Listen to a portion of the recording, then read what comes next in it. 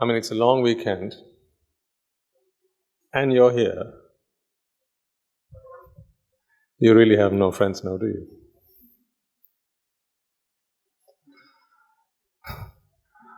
Undoubtedly. Are you not the social animal you used to be? Settling down now? Begin to realize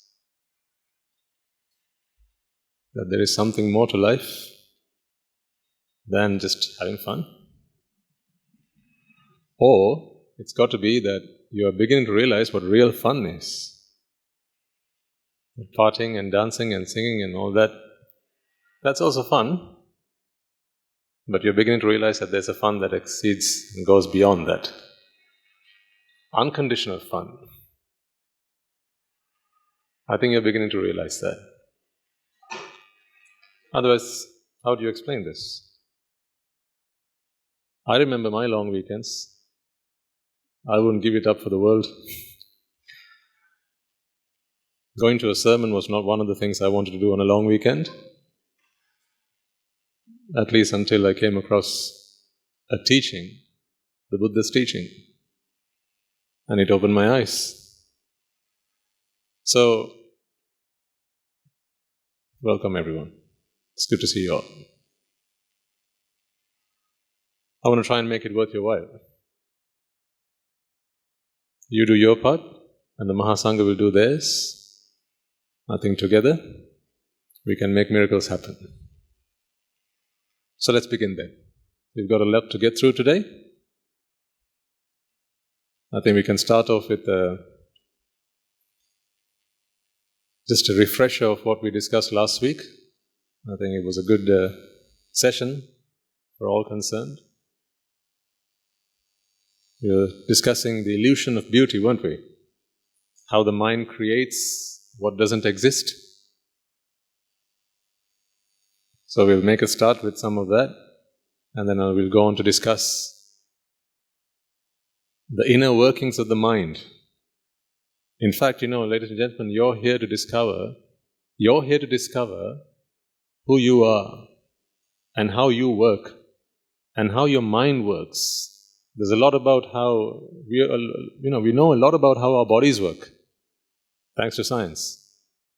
We know a lot about how the psyche works, thanks to science. But the chittas, when you take them individually, this is the science of the chitta. The science of the chitta and the science of the mind can sometimes be worlds apart. Psychologists, they explain to us through empirical science, trial and error, human behaviors. But here we'd understand the root cause behind those behaviors.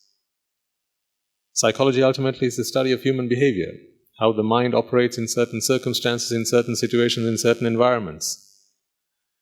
But then there will be certain questions when you ask of psychology. They'll have to say, well, that's just because that's the way it is. But once you start to delve into how the mind works at this level, this is kind of like the atomic level of how the mind works, then a lot of the questions that you had, a lot of the answers that you wanted, a lot of the problems that you needed solutions to, they begin to surface. So ultimately, our quest here is to try and understand why we do the things we do, why we feel the things we feel, why we sometimes struggle to rationalize some of the things that we do, we think, we say, and of course you know what comes afterwards, things like regret, remorse, repentance. It's just like us creating a prison for ourselves and locking ourselves in there. So if we can figure out why we do the things we do, why we feel the way we feel, why we say some of the things we say, and how we can bring the best of ourselves out in every situation, that level of understanding elevates your life. Not just a day, not just a moment, it elevates your life entirely. It helps you to live a more fulfilling life, a life where you have no regrets. Most people die with plenty of them, don't they? Most people die with plenty of regrets. Most people die wishing that they'd lived a different life. Most people die wishing that they had another day to fix the errors of their ways. Most people are like that, unfortunately. So it's not the years that you've lived that matters. It's the depth with which you have lived them. So that is what we are here for. To actually add meaning to our lives and live full lives. We've all been given a fantastic chance to do something meaningful with our lives, to make a difference in this world, haven't we? To make a difference in the people's lives that we come into contact with, the people's lives we get to touch. You are so fortunate to be in such situations. In here there will be mothers who can make an influence on their children and actually make a meaningful impact, not just on today but on the future of the world. There are fathers here who can make a difference in an entire family. There are teachers here who get to influence and make changes in people's lives, and so that they can go on to be a change to the entire country, to the nation, to the whole world. So when you have such influence, when you have such influential power, it's important that you have the right knowledge. What the Buddha's teaching does is it empowers you by giving you the right knowledge and to actually help you find ultimate bliss. So let's embark on another step, one step forward today, to try and find some answers to the riddles that have kept us behind this veil of darkness, such that we can come out of it wise, intelligent, and enlightened, and live full and happy lives. So before we do that, let us all bring our palms together in veneration of He who is the source of all of this, of He who started all of this. Fortunately for us, we have a teacher, but he had none. He had to discover this path all by himself. He had to walk the path all by himself. And he had to achieve it and then go on to preach it and teach it to others all by himself. It is to His holy name we make this veneration. He is the supremely enlightened one, the perfect one, the infinitely compassionate one, the Supreme Buddha.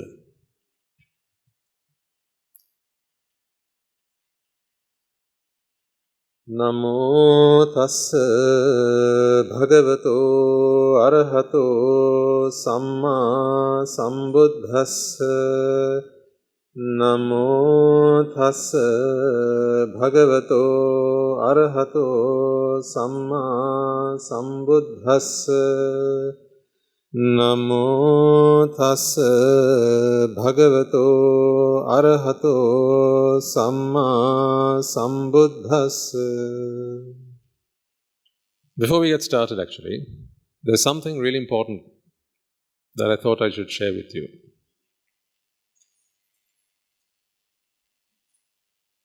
I've got to say, I've been in two thoughts about this. I've been debating with myself whether I say this or not. But ultimately, I thought, better said than not said.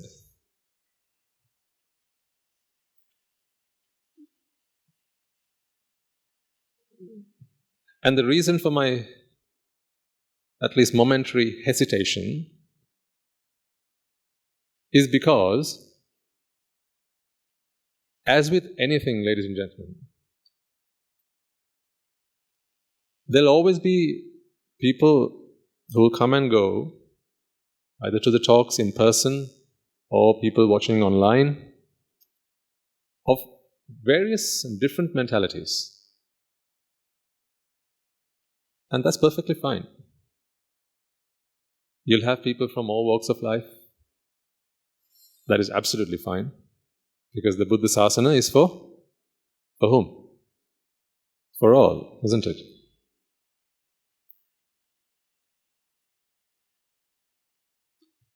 But at the same time, there'll be people who will have various opinions about things. And I don't know if you remember that the notice or the board that we have outside, it says quite clearly, you have to be open-minded. If you want to come along, in fact, not really if you want to come along, but rather for these talks to actually begin to have an impact on your lives,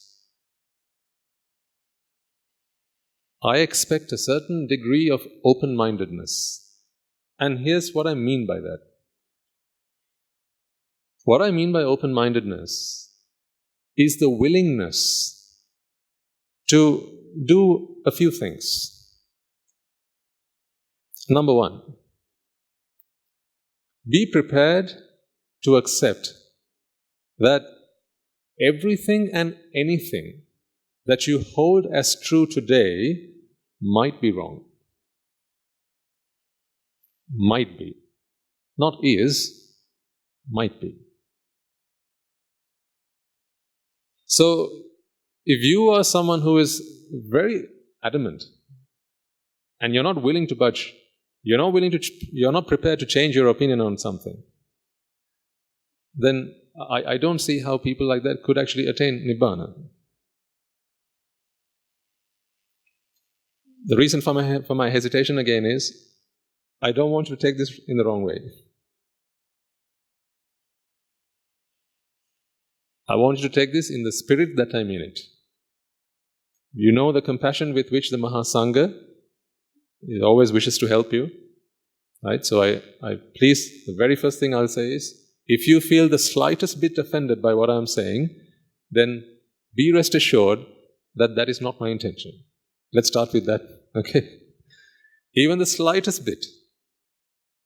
If you're the slightest bit offended by what I'm saying and what I'm about to say, then be assured that you got it the wrong way. It was not meant to be so. And that's always possible, right? Someone says, I like you, you think they said they love you.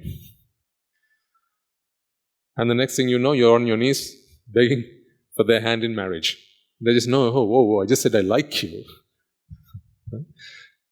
So, in almost the same way, if you're the slightest bit offended by what I'm about to say, then please be assured that you got it the wrong way, and that was not my intention. I don't mean to offend anyone. Because here's the thing, this is the reason why I don't want to offend anyone. It's not just because it's not good to offend anyone. You know, you've got to be polite with people, you have to be nice with people, and offending people is not good. In civil society we don't do that, we are very respectful and courteous and all that. That's not the main reason why I don't want to come across as offensive. The main reason why I don't want to come across as offensive is, if you feel the slightest bit offended, then you lose the joy that is required in your heart, in your mind, the prasada, citta, that you require to understand the dhamma. If you don't have that joy in your heart, as you listen to a sermon, as you contemplate on the Dhamma, if you don't have that joy, that bliss that comes with the fact that, you know, when you're happy, when you're blissful, when you're joyful, if you don't have that, it's almost impossible to give you the Dhamma in that moment. You know, maybe a minute later, you're okay, and then it's fine again. But remember, you know, I'm not preaching to you as a human being, ladies and gentlemen. You know, you must know that by now. These words are not meant for people. These words are meant for chittas. Although you think you're a person, you are not really.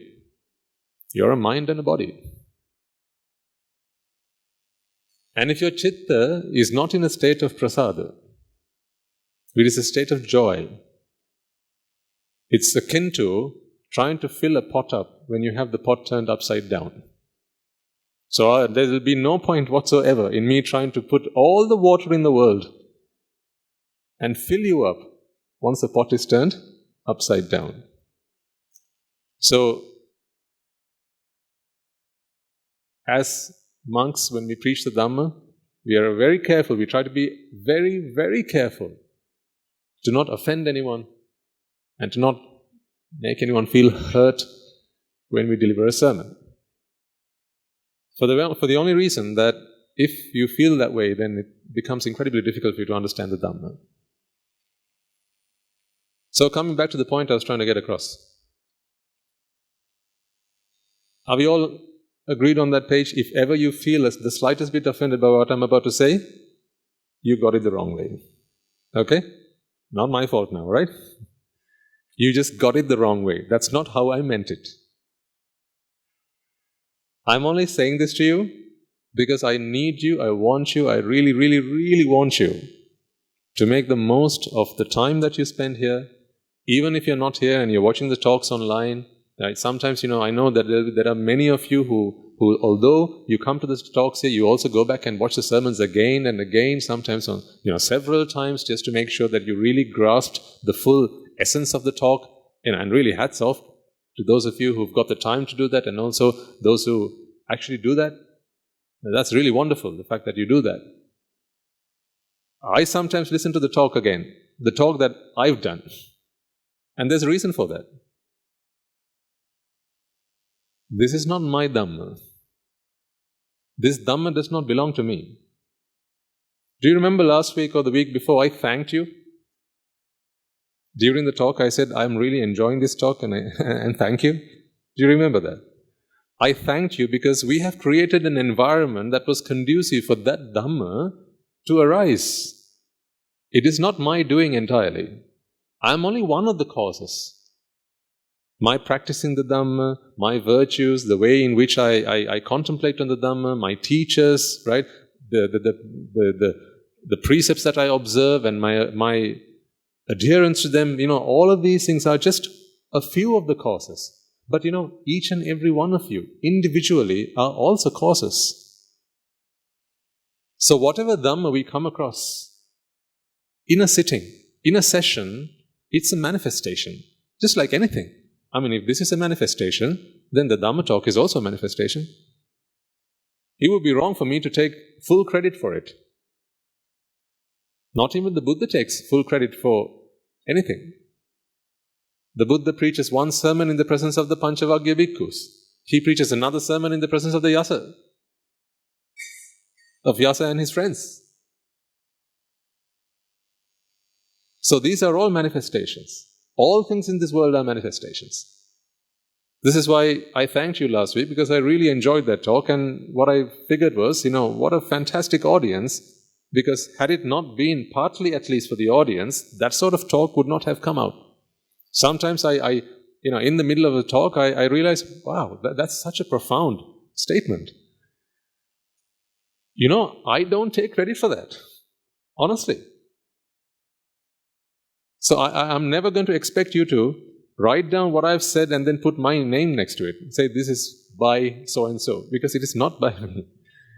If anyone deserves credit for it, it is the Buddha, but this side of that, it's whatever the causes were that were present in that moment to manifest that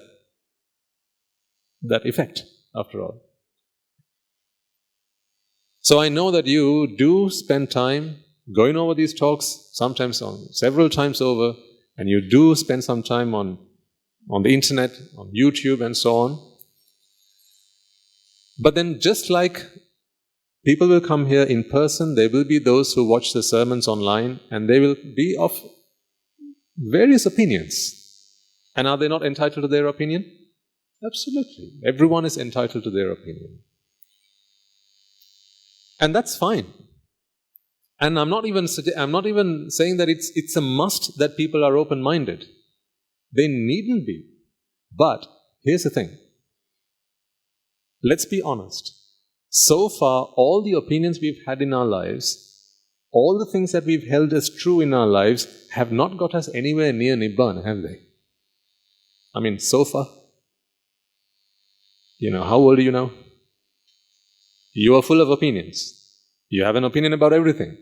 Once again, you're entitled to them, right? We all have opinions. I have opinions. You have opinions. We all have opinions about things. And we are entitled to our opinions. That's fair and square. But all of the opinions that we've had about all sorts of things have gotten us nowhere near Nibbāna. That's why to this day, those opinions, you still have them, but you still suffer. What the Buddhas taught, what the Buddhas have come and taught us, ladies and gentlemen, are not their opinions. Let's get that straight. The Buddha doesn't come into this world to share with us his opinion. He gives us fact. That's why once the Buddha delivers the first discourse, he says, in a world of devas and maras and humans, there is none who can undo what I have done. That is, turning the wheel of the Dhamma. As soon as he utters the Dhammacakkappavattana Sutta, he makes his proclamation. There is none who can undo this. There is none who can say that what I have said is wrong. Not even another Buddha. Not even himself. Because he does not come into this world to give his opinion. The Buddha is the truth. The truth is the truth. It's no one's opinion. You can bear the truth as your opinion, but that's not just an opinion, that's the truth. So, from time to time, you will have individuals who will come here, who you will meet online, right? They will have their own opinions and they are perfectly entitled to have their opinions. But if they're not open-minded, in other words, if they're not willing to change their opinions in the presence of fact, where their opinions are challenged and it's proven to them that what they hold is true may be wrong, and therefore willing to take on another piece of information to from henceforth hold as true. If they're not willing to do that, in other words, basically they're adamant. That's okay. But the point is, not in a million years will they get to Nibbāna. Do you not agree with me on that point? If, just go back a few months before we started doing all this. Go back a few years for some of you who've been listening to the talks at the monastery, some of you have been listening online, whatever, right? Let's go back a few years. You held a certain view of the world, didn't you? Last week we talked about beauty. I'm just taking a simple example. Last week we talked about beauty and how the beauty is merely an illusion of the mind. Wasn't there a point in your lives, ladies and gentlemen, where when you saw something that you thought was beautiful, a rose for instance, you firmly held the belief that beauty is in the rose. It is the rose that brings you beauty. Were we not of that opinion? But was it fact? Was it fact? No. But how about if you'd been adamant about that? Let's say last week I go through the examples, I show you how not everyone finds a rose beautiful. Some find a lily beautiful, others find a rose beautiful. Right? Not everyone's favorite flower is a rose. And not everyone thinks a rose is fragrant. Some find it, some find it isn't. Now today we are going to go over several more examples. That's why you all have a different favorite food. That's why you all have a different favorite color. That's why you all have a different favorite song. Right? These are all very personal things, aren't they? They're very subjective. But let's just say you were of the opinion that beauty is in the object. And then you were adamant about it and not willing to change your opinion about that. How on earth am I going to get you to Nibbāna? Because to get to Nibbāna, you need to first understand that beauty is not in the object out there. It is a creation of the mind when the mind goes into vexation. And I'm showing to you, proving to you with facts and figures and the data and your experience, and I always ask you to go into your lab of life so you can test all of the things that I share with you. But let's just say there's someone in the audience, either here or online, who says, no, I'm not interested in what Swami Mahansa has to say. Beauty is in the flower, right? I don't care what he says, but beauty is in the flower. My question is, why do you come here? I mean, you're wasting petrol. You're wasting your time. This is time you could have spent with your family. This is time you could have gone and earned some money for yourself, and made a contribution to the nation. Why come here? Not just a Dhamma talk. I suggest, whenever you go to any talk, just about any talk, You're going to a talk because you want to hear someone else's opinion about something, don't you? You want to take on someone else's perspective on something. And then that's not saying you've got to completely discard everything you held was true and then accept entirely what they're saying verbatim. Right? That's not what I mean by that. Even the Buddha speaks against that. He says just because it's in the books, just because it's passed down generation to generation, just because your teacher says so, just because it's logical, even so, you must not accept it. Take it, apply it, see whether it brings you results, and then accept it. But you see, if that is the Buddha's method to test whether something's right or wrong, then I think we should admit that the Buddha knows. So if the Buddha knows, if you are adamant about something and not willing to try out things and test things out in the ways in which that he has advised we do, we're not going to move anywhere. We're not going to move forward. We're just going to be in the same place and rot. So there will be individuals, and there may be some in the audience today, there will always be some in the audience. In any audience, there will always be some. There will be some online. There will be some you've not met yet, but they're on their way. And are they not entitled to their opinion once again? They are perfectly entitled to their opinion. I will fight for the right for them to hold their opinion. I will fight for that. If there's someone who says, they're not entitled to their opinion, I will speak against it, even if they hold the wrong opinion. Even if their opinion does not reflect fact, they're entitled to their right, and I will speak up on their behalf. So that's not the point here. But the point is, if you want to get to Nibbāna, if you want to get to a destination you've never been to before, if you want to embark on a journey you've never been on before, you're going to take a different path, one that you've never treaded on before, then of course you're going to have to take a new set of directions. Yes or no? Yes. So then, if you are fixed in your opinions, if you're adamant that this is true and nothing else can be true, my tuppence worth would be, then just hold what you believe is true and stay at home. Because Nibbāna is not going to work for you.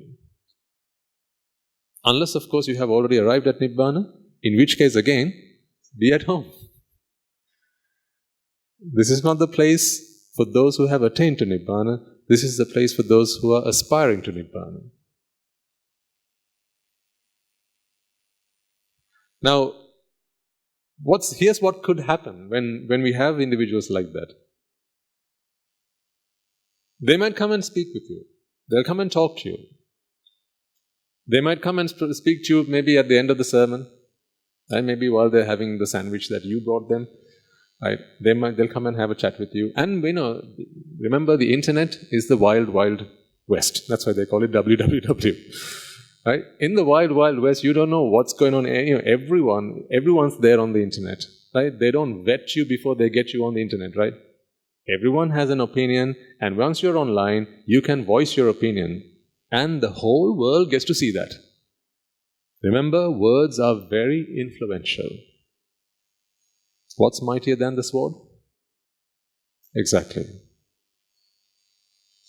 So you've got to be very careful who you allow to influence you. By being here, folks, you have given me a vote of confidence. Your presence here is a vote of trust.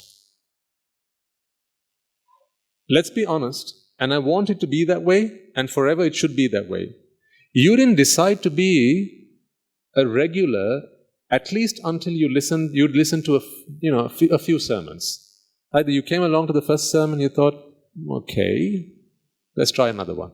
You came to the second sermon, you thought, it seems like he knows what he's talking about. Some things I don't quite agree with, but okay, let's try another week. Besides, we get some free sandwiches at the end, so why not? So you came a third week, you came a fourth week, by about the fifth and the sixth week, you begin to realize, here's what happens. You start to apply what you pick up from here. That's what starts to happen a few weeks into this process. Because you know what? You can't not apply. What you understand, right? How can you not understand something? Because it's not something that you do. It is something that is done. Right? I tell you, this is a vatapata. If I'm making rhyme and reason, if I'm making logic, how can you now walk away not having understood that? Yeah? 2 and 2 is? Try and not understand that. You can't do that. Yeah? So after a few weeks of you listening to these things attentively and you're, toing and froing and debating with yourself, there are opinions that you bring here, but then you analyze them, you reflect on them. And as I've said, asked you, especially in the first few weeks, I said, whatever opinions you have, whatever understanding you have of the Dhamma, just leave it out there as you walk into the room. But don't you worry, it's always going to be there as you walk out. Right? We've informed the janitors not to clean that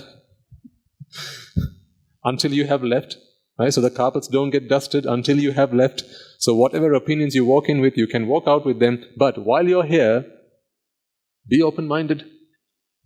But what you will have is, you will have some individuals who will come and go. Sometimes, they'll just come because they've got nothing better to do on a Sunday morning. But, let's welcome them as well. We're always welcoming. And who knows? Like, who knows when the penny might drop for them? Who knows if today is a good day for them? Who knows? That's why it's not right for us to block anyone from coming in here. That's not right. Even if we have a murderer walking in through these gates, right, there also, if we should offer them a seat and make sure they're comfortable, show them the washrooms, ask them if they would like a drink, right? Make sure that they're comfortable. Let me tell you this, folks. Matters not who walks in through these gates. It may be that they're walking in today to the sermon to actually come and shoot Swaminathan. They've got a gun because they don't like Swaminathan for whatever reason. You will not know this. What if they walk in with a gun, but they have the merits to become a Sotapanna? All they need to hear are a few words, and they're not planning on putting the gun out until the end of the sermon. So, let them sit in the sermon. Because this sermon just might be the day, just might be the sermon where they drop their weapons, not just for today, but forever. Angulimalas have been in this sasana, and they've been evidence of that. Remember, we are not speaking to people, we are speaking to chittas. One chitta can make a big difference. One chitta. How do you know whether the next person walking in through these doors has the most amount of merits? Maybe they're a Muslim, maybe they're a Christian, maybe they're a devout Hindu. They're all looking for happiness. They're all looking for the answers to the riddles of life. So they walk in through these doors, they sit down right at the back. They're not interested in coming to the front, they sit down right at the back. And maybe they sit down right at the back and they're just, browsing their Facebook, tapping away on sending some messages. That's what they're here for. They're not really keen on listening to the Dhamma, but their ears are doing what they've got to do. And Swaminathan starts talking about the Dhamma.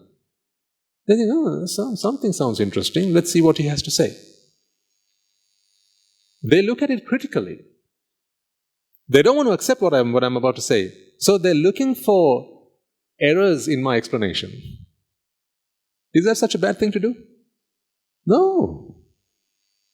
There will be people who will come along, either here or they'll listen to the talks online. Their sole intention, unlike yours, their sole intention is to find out all the wrong things that Swaminathan is saying. Every point that he gets wrong, they note it down. That's what they're there for. We've had people like that. When we first started to deliver the Dhamma, right, my teacher included, mainly Guru Handro, when he first started to preach the Dhamma, there were many who didn't like. There were many who didn't like the style. There were many who didn't like the doctrine. There were many who were quite against it. Because we were delivering the Dhamma in a way that none had heard before. And people's lives began to change. And this had an impact on other establishments, let's just say. Some establishments were affected. And some establishments where they had, let's say, devotees who were very devoted to them, they were looking for answers themselves. So they'd go every Poya day, observe Sil, they'd go for the sermons, but what they hadn't discovered was a solution to the problems in their lives. But they would observe the precepts, they would listen to the Bodhisattva tales, they would listen to the Jataka tales, and that was part of what being a Buddhist was for them. But they didn't find the answers to the riddles of life. They didn't find answers to the problems we put on the board a couple of weeks ago. And then once we started to deal with the Dhamma, people's lives started to change. Just ask yourself, why is it you're coming to these talks? Is this the first time you've heard a Swami Maharaj give a Dhamma talk? You've been around for so long. In almost every temple in the country, right? If you go in on a Poya day, if you go in on a Sunday, if you go in on a Saturday, there'll be some sort of program going on, right? You can go and attend them, you can go and listen to them. Besides, online, how many Dhamma talks can you find online? Almost every other video you bump into is going to be a Dhamma talk of some sort. But why are you here? I can't speak on behalf of everyone, but here's what I can say about you. You've discovered that there is some essence in this which you may not have come across before in your life. Not because it's me delivering the Dhamma, it's because the Dhamma has begun to make a change in your lives. That is the acid test. The Buddha was asked this question, I've said it to you before, Venerable Sir, how do we know that what people preach, monks they preach, the bhikkhus, the bhikkhunis, they're all around the country, they preach. How do we know that what they preach is what you have said, what you have said? How do we know that this is the Buddha's word? And the Buddha's answer was, as you listen to those talks, if you feel the fire of raga, the fire of dvesha and the fire of moha extinguishing within yourself, if you begin to feel liberation, if you begin to feel that the 11 great fires that have kept tormenting you, these fires, they're burning out, then come to the realization that you are listening to the word of the Mahasamana. You are listening to the words of the Buddha. This was the Buddha's yardstick to measure for ourselves whether the words that we come across, the words we are listening to, the Dhamma that we listen to, are actually the words of the Buddha. So this has been happening for people, and there were those who didn't like that because their way of living was affected. This is not just today. When the Buddha first started preaching the Dhamma, do you know how many death threats he got? So far, I've got none. I don't know whether I'm asking for trouble here. Personally, I've had none so far. But the Buddha, thankfully he was the Buddha. You can't kill a Buddha. It's impossible. You can't murder a Buddha. And that is how it is. Because, a Buddha is a Buddha. He's a Supreme Buddha. He's not like anyone else. He's unequal. Right? It is the paramitas that produce a Buddha. Many millions of years of paramitas that produce a Buddha. Something so sublime, something so wonderful, such a gift to all humanity cannot simply be destroyed by stabbing with a knife. It doesn't work like that. You can kill an arahant, but you can't kill a Buddha. Even in the 5 heinous sins, you have killing the mother, killing the father, schism in the Sangha, right? You have hurting or shaking the blood of the Buddha. You have killing an arahant, but you don't have killing a Buddha because it cannot be done. A Buddha passes into paranibbana when he is ready for it. How's that for size? He passes into paranibbana when he feels he is ready for it. That's why 3 full moons before his passing away, he makes a determination, in 3 full moons' time, I will pass into paranibbana. And once it is said, it is said. Such are the words of a Buddha. Once it's said, it's said. No changes. You know how Venerable Ananda comes up to him and says, Oh, Venerable Sir, what a great omission I've made. On that occasion I should have asked you, but the Mara had deluded my mind. I was lost in my thoughts. I got carried away. I forgot to ask you, to invite you to stay on for another kalpa.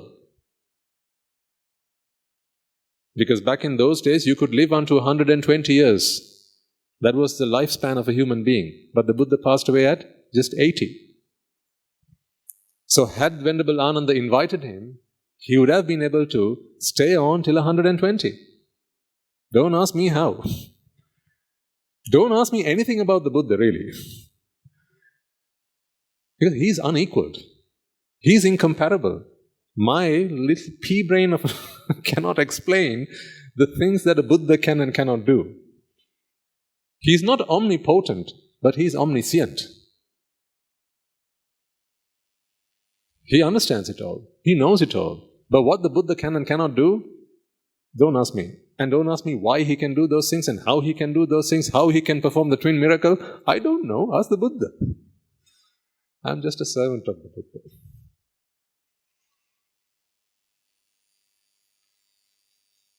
So anyhow, back then there were plenty of threats because, there were many religious leaders at the time.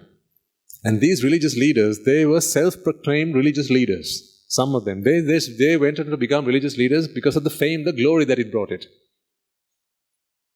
It used to be a thing back then to have a bunch of followers. Like these days, sensuality is a big thing, right?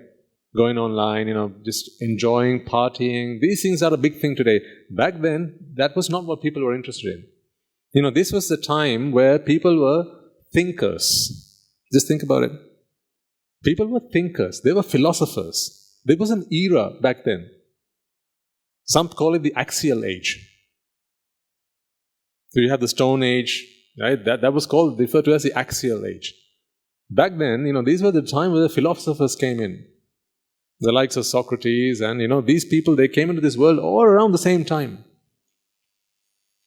So back then, it was quite common to have people who would go around. Sometimes they would be stationary, sometimes they would travel the lands with their students and followers.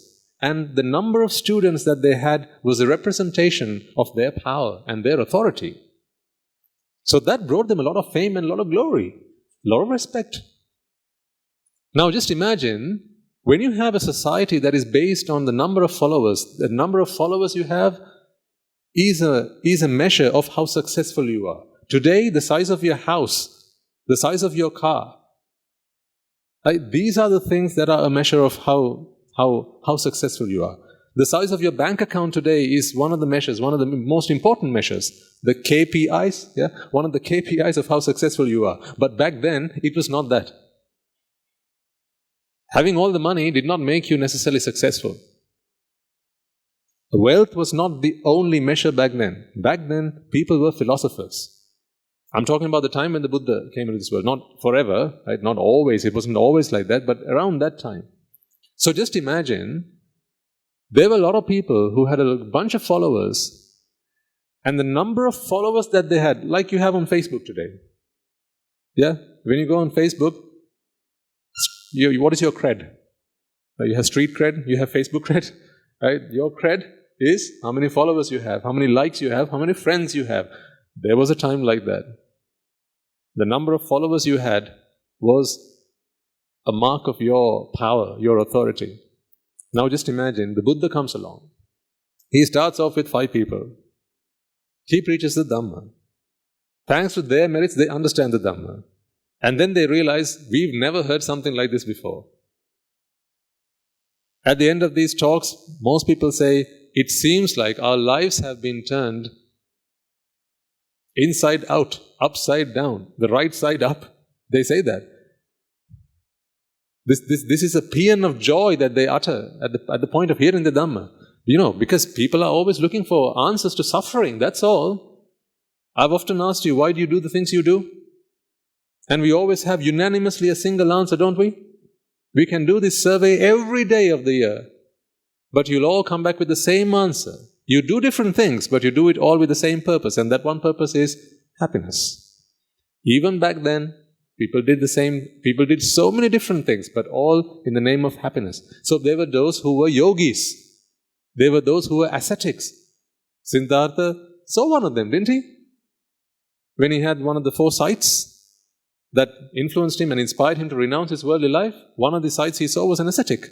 So there were hermits back then, there were ascetics back then, there were yogis back then, there were Brahmins back then, there were many philosophers back then. And they went around preaching whatever doctrine they thought was true. There were those who preached a philosophy of the Brahmas. And they said the Maha-Brahma is the supreme being, and it's our goal, it's our aspiration to somehow try and unite with the Maha-Brahma. Some were like that. Then there were some who said, there is no such thing called life after death. So all we've got to do is try and enjoy ourselves to the fullest as we can. And that was some people's philosophy. Then there were some who believed in nihilism. There is nothing. Nothing exists. All that you see are merely... It's just a facade. Nothing exists really. This is a lie. We all live in a lie. Nothing exists. So there was nothing before this and there's nothing going to be after this. Even the present is nothing. There were some like that, and there were teachers and there were students and followers who subscribed to that school of thought. Today, things are a little bit more regulated than that. Right? At schools, you have to teach the national curriculum. Don't you? In the temples, you have to preach by at least the Tripitaka. Right? I mean, you can make your own interpretations out of it, but when questioned, anyone in sane should be able to point it out. Here's in the Tripitaka how it appears and so on. In universities, they have a curriculum to which they teach, and it's all standardized, right? And there's a convention, and there's a world convention that everyone agrees on. But back then, it was not so. If anyone, even if you were there back then, you had an opinion about something, all you had to do was get onto a mountain cliff and start preaching, and people would come and listen to you, because people are looking for answers. And if you made just a modicum of sense, at the end of that talk, you'd have a bunch of followers.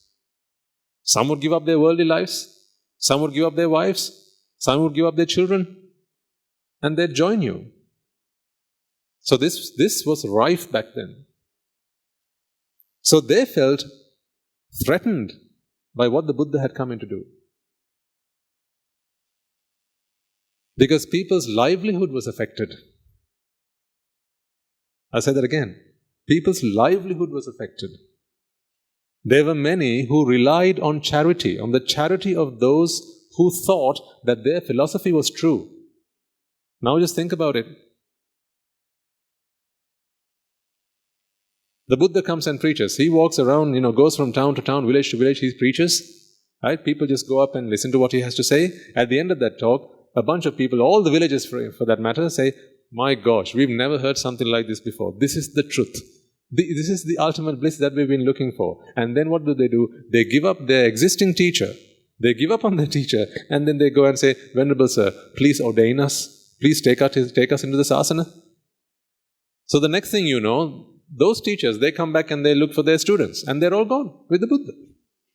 So every time the Buddha would go into one village or another, following him were many young people who had been looking for the truth, people who had discovered the truth, and they would leave their lives and go with the Buddha. These were people who had come in samsara looking for the answers with plenty of paramita and lots of merit. So it was like a flower waiting to blossom. The moment you have a bit of sunlight fall on it, the flower blossoms, and that's what happened back then. But then, these philosophers who were there back then, they didn't like this. They felt threatened. Their livelihood was threatened. Because they were reliant on the charity of wealthy, rich people. So, put 2 and 2 together. Is it not obvious then why the Buddha received many death threats? So even we have people to this day who don't like what we do. There will be those who might criticize the dhamma that I preach. You will find many, a dime a dozen. Just go online Every other video clip you find, if you just type in the name of our monastery, right, every other video clip you'll find is one that will say, these people, they're just distorting the dhamma, they're cooking up all sorts of lies, this is not the truth. When did the Buddha ever preach something like this? You will have that. But if you can find one video of us going back to them with answers and trying to justify ourselves, we don't do that. Because that's not what we are here for. We haven't got the time for that. We are here for you. Not to answer to every question that is a challenge to us. If you want the Nibbāna, then we have Nibbāna to offer to you. If you're not interested in Nibbāna, if you want to debate, then go debate. This is not a debating house. Once again, if any of you feel offended, what did I say right at the beginning? That is not my intention. You have taken it the wrong way. Okay? So this is not me criticizing or trying to offend anyone. That's why I said right at the beginning, everyone is entitled to their opinion, and that's perfectly fine. This is a free country, right? We can think what we like, we can follow what we like, we can, have our own religion, we can say what we like, right? This is a free country. But as far as Nibbāna is concerned, there can't be two truths. There can only be one truth. There are infinite lies, but there's only one truth. So my advice to you would be, if you are serious about your Nibbāna, and you know that so far you've done all sorts of things, you've tried various schools, you've tried various philosophies, you've tried various practices, and none of them have really got you freedom. None of them have really got you any closer to happiness, unconditional happiness. And you've always been trialing and erroring and trying that over and over again, right? Just be mindful that you're playing with your own time here. You're playing with your own time. It's okay to hear what someone might have to say, but don't let people influence you just willy-nilly. I'm not saying this on anyone's behalf other than yours. So even if you go online, there will be those who will come and comment about things. There will be those who will say, those who go to these talks are idiots.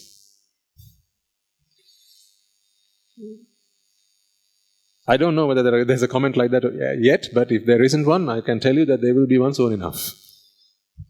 Maybe someone might hear this and go, yeah, absolutely, Swaminas, you're well done. Those who go to these talks are idiots.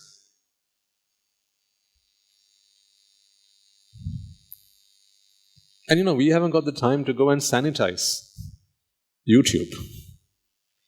We put it there for the benefit of the masses. Would you rather me be spending my time, ladies and gentlemen, practicing the path, practicing what I preach, contemplating the Dhamma, so that the next time we meet next week, I've got something a little bit more to add to your lives and help you get to your destination sooner rather than later? Or would you rather have me sit down behind YouTube and check every comment there is and remove the ones that don't agree with what I have to say and remove the naysayers, remove the criticizers, right? Would you rather have me do that? Or shall we just let them do what they have to do and we do what we have to do? Because we are not here for popularity. That's not what we're here for. We are not here for a fan base. We are not here for the subscribers. We are here for Nibbāna. And nothing more. We're only here for Nibbāna. If you want it, come and get it. If you don't want it, come and get it when you want it. Because everyone will one day attain to Nibbāna. One day. That one day does not have to be today. Does it? Who says? It's not a law. There's no rule. You have to attain Nibbāna or else. No. Not all Buddhists have to attain Nibbāna. No. So when you find yourselves, bumping into such comments, right, stumbling on those comments and so on, don't you get dragged into those conversations. Don't waste your time. Don't waste your time in ways that I wouldn't waste mine. Write that down, in case you forget. Don't waste your time in ways that I wouldn't mine. So if you see comments, be that on Facebook, I don't know where else these sermons go, because, we just put it on, I think, as far as I know, YouTube, but then people take these things, download them, they share it on other platforms and so on. Right? Maybe tomorrow we'll start promoting it on some other platform. We just want to get the word out to people, because that's what the Buddha asked us to do. Charata bhikkhave, charikam bahujana hitaya bahujana sukhaya. That's what the Buddha asked us to do. We are following the Buddha's advice to the letter. He wanted us to do this. If he said, monks, all you got to do is practice the Dhamma, sit to a side, the devotees will come and make your offerings, you have them, and just sit in meditation and just do that. Then we wouldn't have gone around preaching. But the Buddha asked us to do this. As his servants, we must follow his advice. He wanted us to go from town to town, from village to village, preaching the Dhamma. Today we have the internet for that. So my little legs don't have to break in the process of trying to carry the Dhamma. The internet does that on our behalf. So when you go online, you find these comments, right, wherever they might appear. Not just these talks, I mean any talk for that matter. Not just from this Swamin Wahanse or from our monastery, any Swamin Wahanse, any talk for that matter, right? If you say stumble on a Dhamma talk and they are talking about a Dhamma, their perspective on the Dhamma, and that is completely different to what we are talking about here.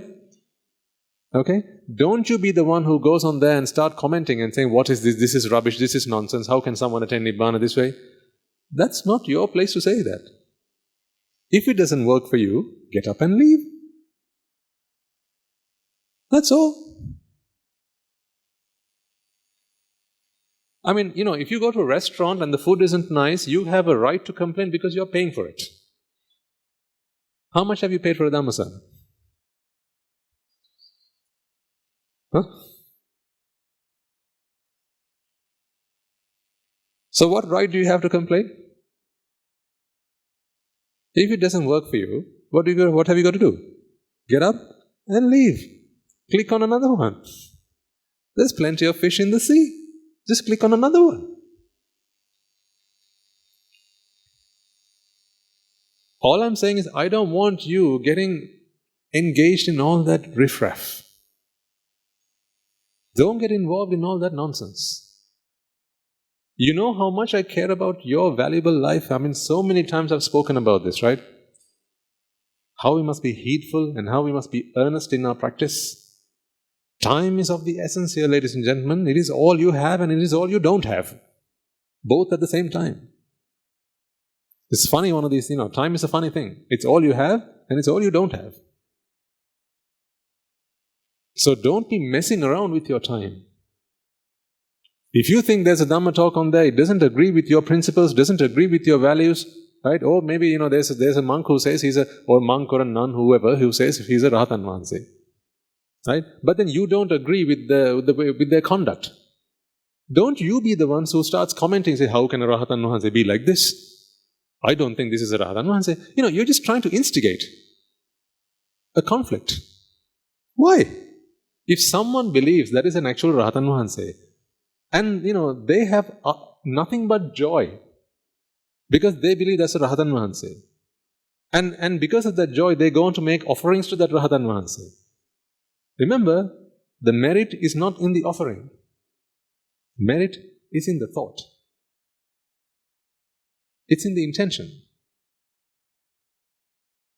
So even if you offer something, and I'm an unvirtuous person, I'm just, just a wolf dressed in a sheep's coat. If in your mind you're making that offering to the Mahasangha, that's why I always remind you, don't make individual offerings, make an offering to the Mahasangha. When you make an offering to the Mahasangha, it matters not whether this is a sheep or a wolf. Matters not. Whether I'm virtuous or unvirtuous, it makes no difference to you. Because in your mind, you are making that offering to the Mahasangha, and the Mahasangha is always sublime. Always. They're always pristine. They're always perfect. We aspire to the Mahasangha. So therefore, even if someone pretends to be an Arahant, and they're the worst kind of human being you would ever have come across, matters not if they are there saying, I'm the Mahasangha, and you have a chance now to offer something because you believe you're making that offering to the Mahasangha, and someone's doing that, let them. Don't spoil it for them. Because they're earning plenty of merits out of doing that. But someone who's consuming it when they're not entitled to it, of course, that's their doing, isn't it?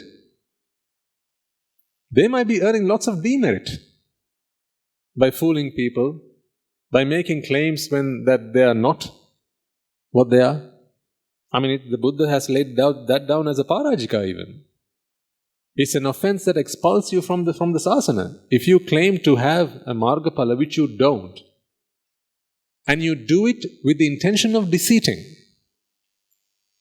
sometimes you could be fooled. Sometimes you might think you actually have achieved that, and then you make a claim. That's not a problem. You actually believe. Let's say I actually believe I'm a Rahatan Vahanse, and then I say I'm a Rahatan Vahanse. Nothing wrong with that. If I actually believe that. Even if I'm wrong. But I personally believe that it's true. In that case, that is not a parajika. But if I do it with the intention of deceiving, so that those who listen to these words will come and make their offerings to me, so that I can benefit from the sasana, now that is an offense that leads to expulsion from the sasana. But how are we to check whether they are actual Rahatan Vahanses or not? Who's given us the right to do that? Only a Buddha can check that. So that's not our place to do that. All we've got to do is, if someone says they're a Rahatan Vahanse, just bring your hands together and say, Sadhu, Sadhu. That's all. Whether you listen to their sermons, their talks, their preachings or not is another matter. Just because someone says they're a Rahatan Vahanse doesn't mean that's where you got to get your dhamma from. No. See, there's a Rahatan Vahanse, he only speaks Spanish. How many people in this audience can go and listen to him and actually understand Nibbāna? Hardly any. So just because someone's a Rahatan Vahanse doesn't mean that should be your source of dhamma. Because like I said, the Buddha gives us the yardstick to check whether the dhamma that you're listening to is the dhamma that's going to get you across the ocean of samsara. Ragakke, dveshakke, mohakke. If these three things are happening within you as you listen to the Dhamma, that is the word of the Mahasamana. That is the word of the Buddha. So no matter who preaches the Dhamma, ladies and gentlemen, whether it's a lay individual, whether it's a monk, whether it's a nun, right? Or even if a Deva comes from the heavenly worlds and they start preaching the Dhamma, listen to it attentively, open-mindedly, but listen to it carefully. See whether ragakke, dveshakke, mohakke is happening within you. There's a lovely saying in Sinhalese, allow me to quote that. Asanna, no. Kiyanna kese kiwad, asanna sihibuddhiyeng asiyutu. You heard that, right? It matters not how someone says something. What matters more importantly is how you listen to it. That is the most important thing. That is the key to realization. So don't you get embroiled in all that commenting, toing and froing, right? So you'll find plenty of people who will come and make their own comments. They'll say that this Dhamma is distorted. They'll say that this Dhamma is a lie, that these monks, they're not virtuous. They only come up here and pretend to be very virtuous, but back at the monastery they're with women and all sorts. You'll get all sorts. That's okay. Don't go and challenge them because you're wasting your time.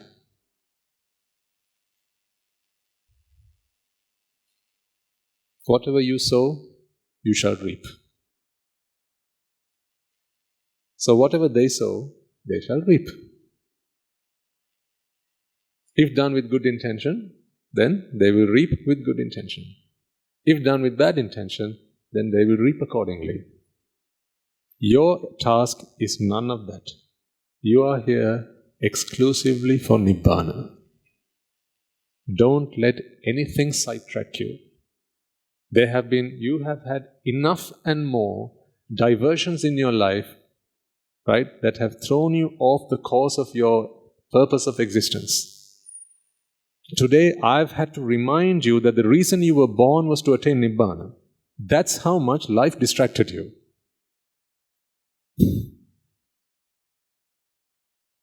Don't you agree with me?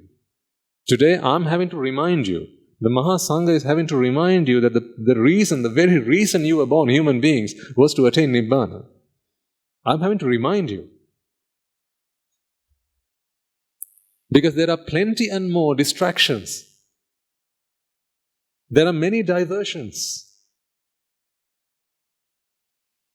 Every other newspaper you pick up, every other TV channel you watch, every other program you come across, every other thing you see on a mobile phone is a distraction, it's a diversion. It takes you, pulls you out ruthlessly from your path of salvation. Getting to Nibbāna is hard enough without all those distractions. Until you started listening to the Dhamma, it didn't matter to you, right, what people had to say about us? Yeah? Until you started to listen to this Swamin Wahanse or come to the monastery and, come to Jethavanarama monastery and listen to what Guru Hamdul had to say, I had to say, our Swamin Wahanse had to say, it didn't matter to you what people said about us.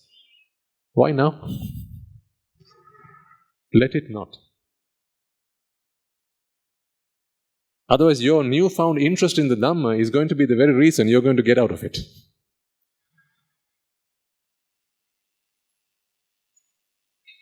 So these are words of caution,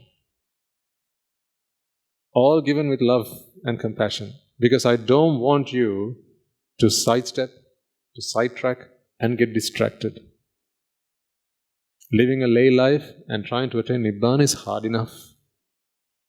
Anyone disagree? Put your hand up.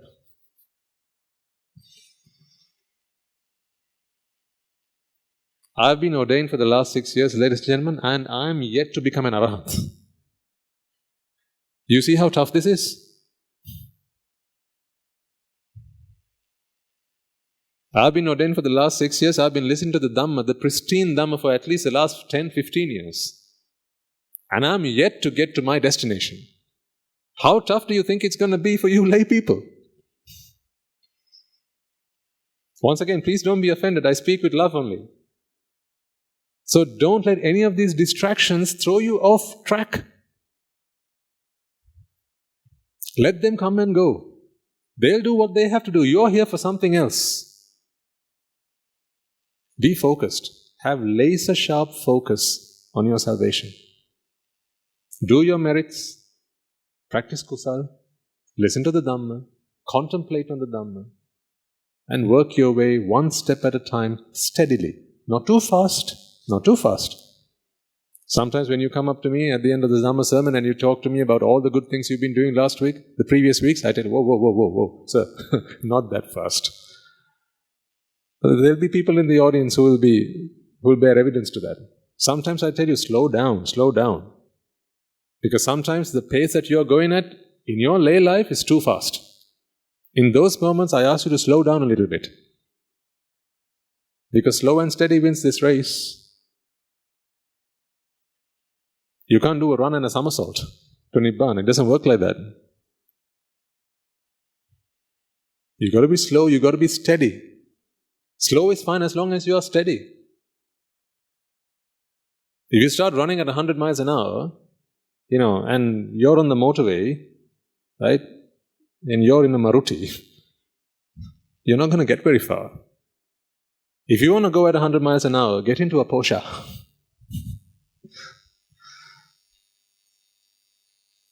Find a Ferrari. I'm in one. That's why we come in red.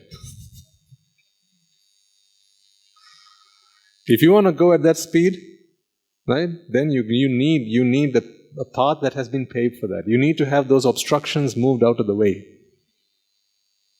But if you have to slow down at every bend, at every nook and corner, you have to check your mirrors, right? And then there are cows jumping the streets and dogs walking across, right? If you have these things going on, right, then you have to be very careful. You can't go at faster than 30 miles an hour, perhaps. But as you progress, right, those obstructions will not be so distractive.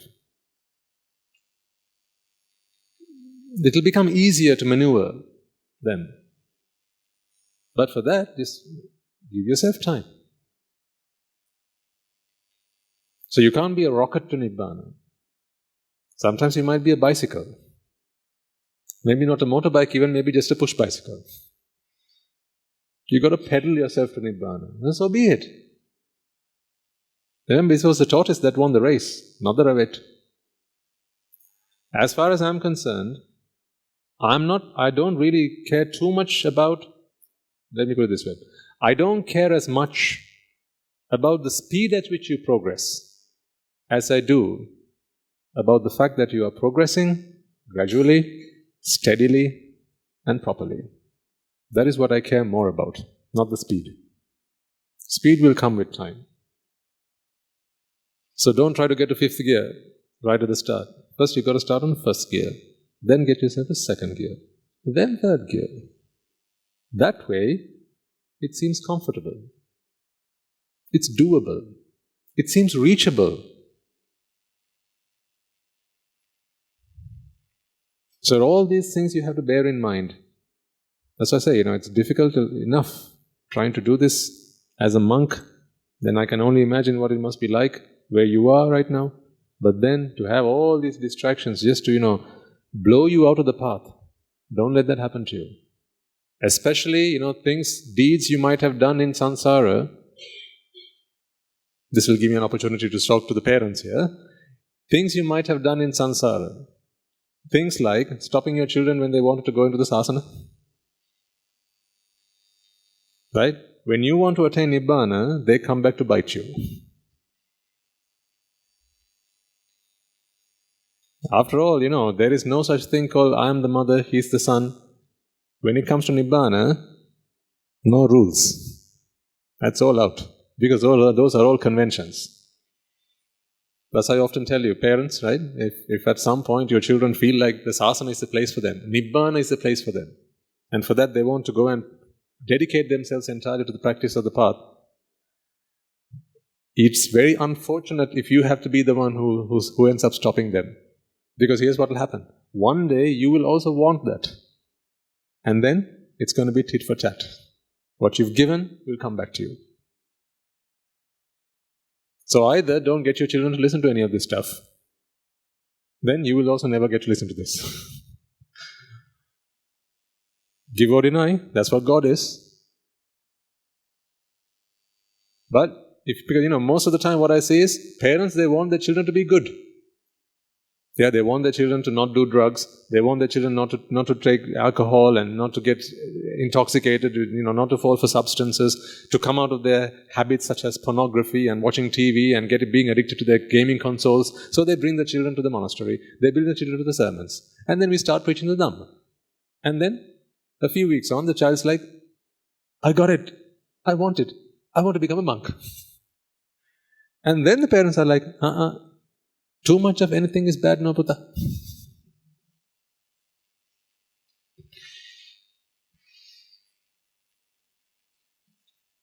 The reason for that is, that is what we were trained, right from when you observe the 5th precept. Sura mere majjapama, remember? Not too much. Just a little bit. But that got ingrained in our heads, and now we think the same about everything.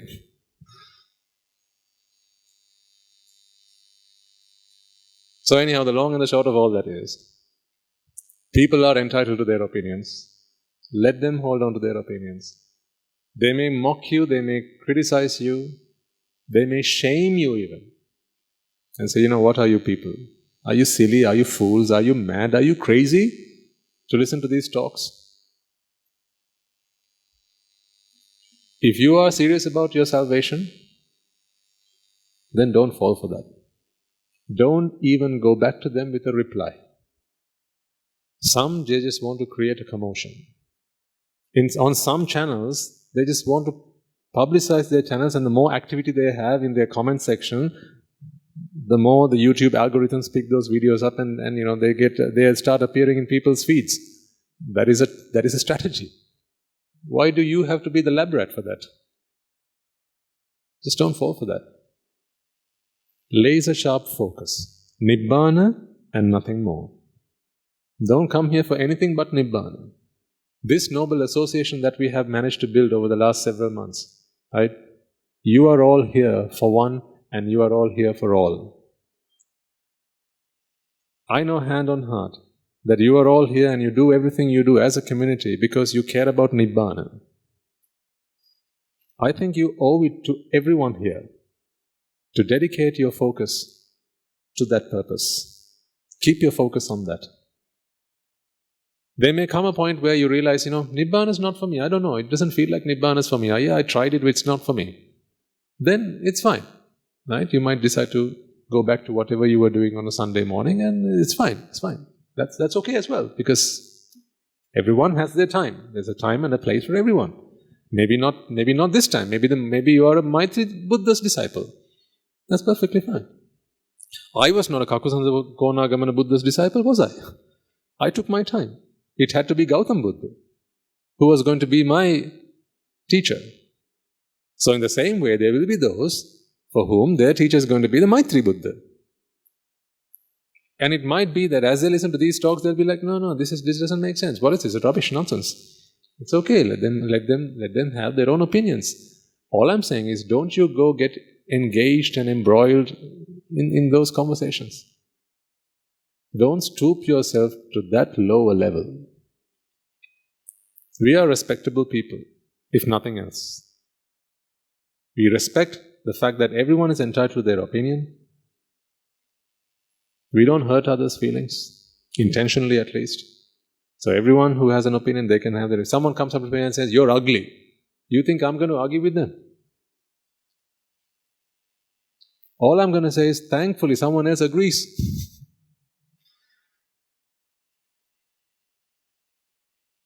Because then, they have no grounds to fight with me, do they? Now, especially if someone's hurt, one of the best things you can do is just agree with them. Have I not told you this before? If someone comes up to you and starts barking, just say sorry. Even when you know that you are right and they're wrong, just say sorry. Because the moment you say, do it out of compassion. A chitta is a chitta is a chitta. Just do it out of compassion. Why so hard? What does it cost you? A sorry? What does it cost you? Nothing.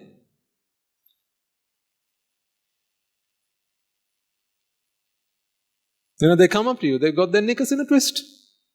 Just say sorry. They don't know what they're going on about. Just say sorry.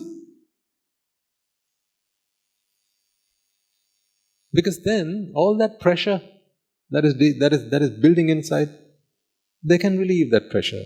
And now they can regain a state of composure. Now they might just sit down and listen to the talk. And then what might happen? Miracles.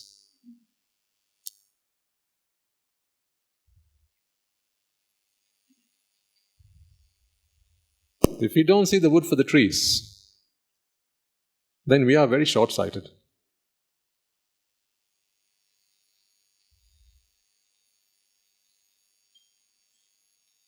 We must always look at what awaits them. Angulimala, Arahathood awaited him. And the Buddha saw that. He looked beyond the present moment and he saw a great future for Angulimala. So he shared his compassion. He shared his compassion. And out of compassion, Arahatan Vanse was born out of a murderer. Yeah? So I want all of you to be like that. So may these words remain online or wherever for as long as they do, and if people listen to them, they will take on this advice. Once again, none of this is meant to offend. And if you feel offended, then you got it the wrong way. That was not my intention. Now from time to time, the other thing is, from time to time, there are certain things that I want to get across to you. Certain truths. Like for example, what it's like in the four great hells. There are certain things I want to share with you, but in the back of my mind I know there are going to be skeptics out there who will say, nonsense. What hells? There are certain things, ladies and gentlemen, that it would be wise for us to accept as is, provided that there's nothing to lose by accepting it. You just accept it for the time being and just let time make sense of all of that for you. But if you are not open-minded, that becomes incredibly difficult. Let me explain what I mean by that. Say, for instance, I want to get across to you the fact that when you are able to do something for yourself and by yourself, you keep on pestering your parents, for instance. You keep on bothering your mother, you keep on bothering your father, and when you are well and truly capable of doing that for yourself, you die and you become a preta. That is a fact. But there's going to be someone in the audience who will say, prove it. The proof will come later. I mean, not once you become a preta. The proof will come in the dhamma, but you got to come along to a few more sermons for that. Because I can't give you all of it in one talk. But then here's the thing, what if you die before you hear that part?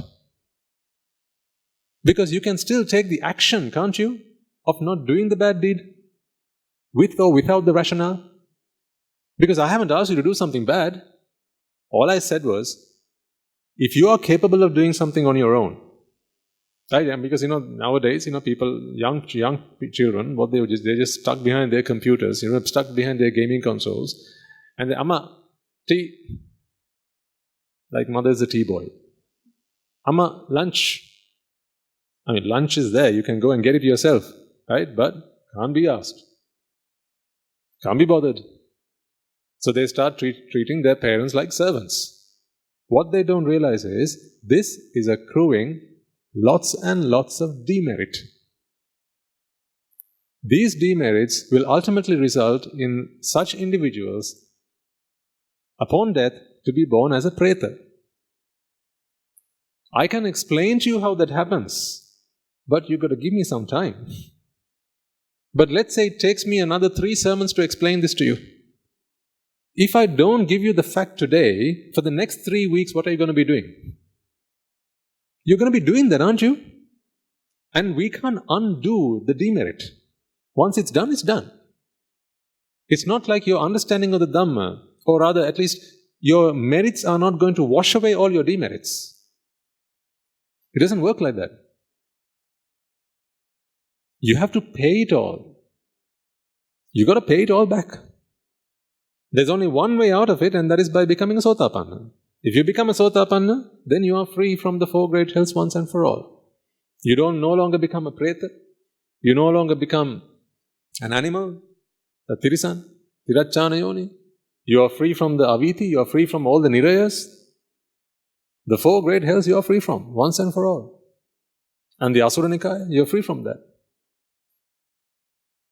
Not the Deva Asura, there's an Asura in the 4 great hells. That's one type of hell world. You are free from that. But, over the next 3 weeks, I'm going to explain to you little by little. But it's going to take you 3 weeks to understand that. In those 3 weeks, what are you going to be doing? The same things, right? So would you rather me not tell you up front, right at the start, these are some things you should not be doing? Because at least the next 3 weeks you'll be living virtuously and not earning demerit because of your ignorance. But then if there's someone in the audience who says, not until you prove to me am I going to stop that. Whose loss is that? Mine?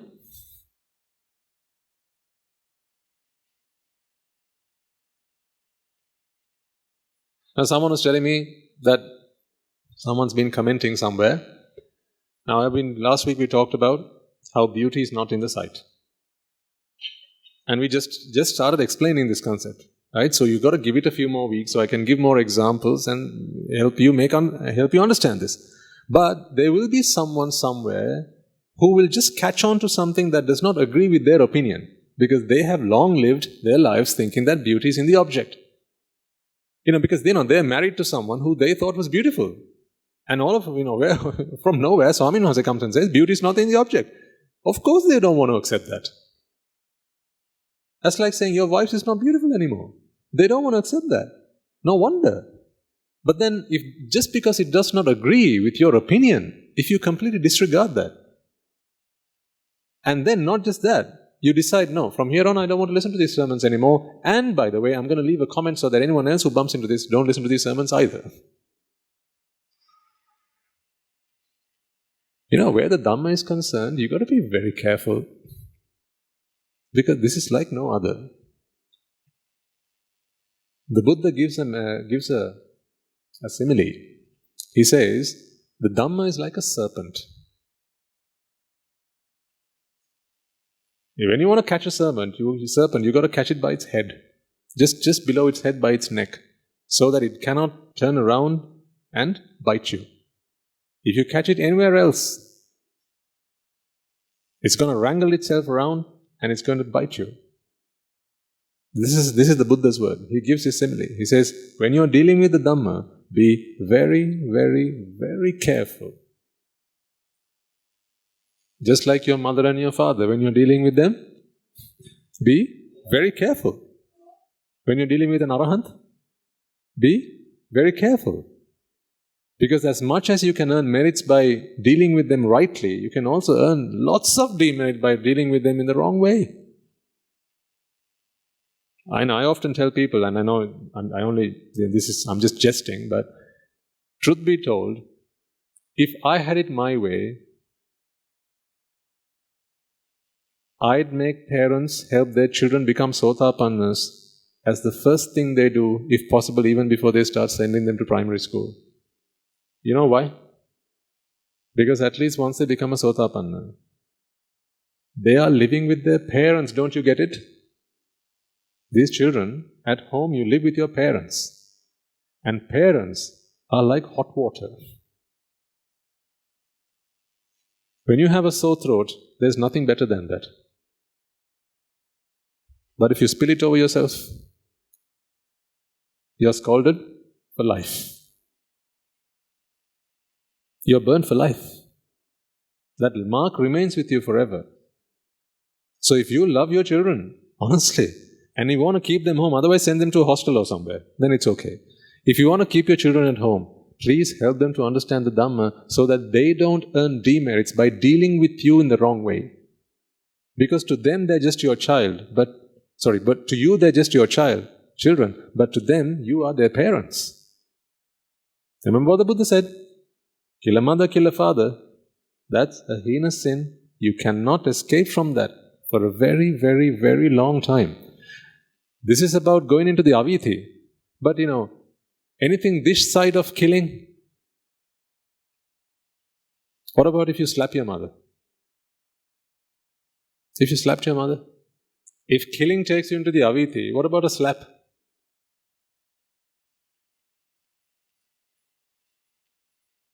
What about if you shout at her and speak to her in a harsh way? If you use harsh words with her? If you deliberately try to hurt her feelings? You're messing with fire here. But parents don't think about these things because they don't know much about these things. They think the first thing you've got to teach your children is the alphabet. They think the first thing you've got to teach your children is how to use a phone, how to use a computer, how to use the internet. Whereas the first thing you've got to teach your children is, we are your parents. Understand who parents are. I wish more parents were more sensible about the ways in which they teach their children these things. Because what you find these days, folks, is a lot of the time, parents, they don't know this stuff, so the children don't ever get to learn this stuff, and the children, they grow older, right? After a while, some children, they are taller, they are stronger than their own parents. Boys are stronger than their fathers, right? Girls are stronger than their mothers, and then after a while, they just want it their way, when they want it, where they have to have it when they want to have it. That's the kind of society we live in. If you want some pocket money, it has to be given then and there. If you want to buy something, it has to be bought for them then and there. If you want a phone, it has to be given to you then and there. It's very difficult to negotiate with children nowadays.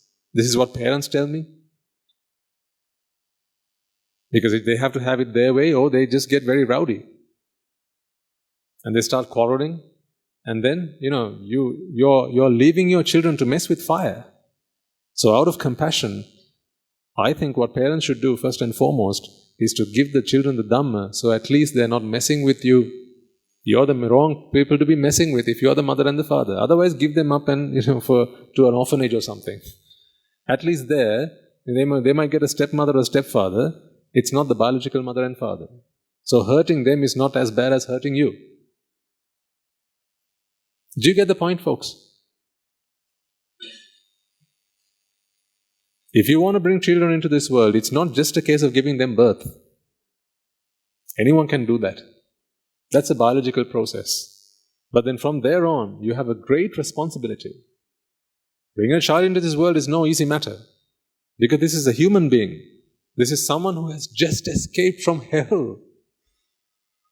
You're giving them another lease of life in the Sugati.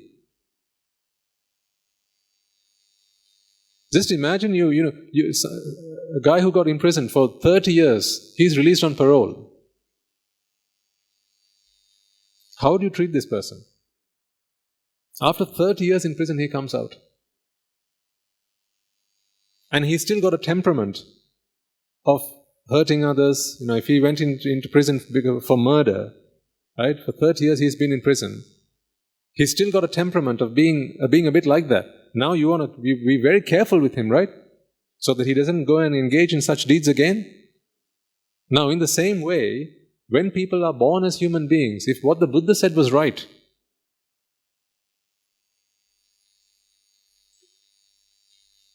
we have all become human beings after having spent a terribly long time in the four great hells. So when you give birth to a baby boy or a baby girl, ladies and gentlemen, please be mindful that they've just about escaped the four hells.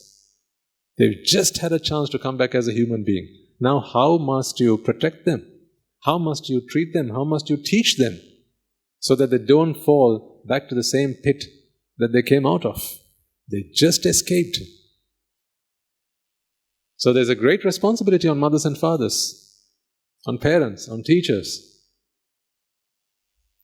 to instill this stuff in children's minds. That's why it's very important to give your children the dhamma. Now that's another matter. What?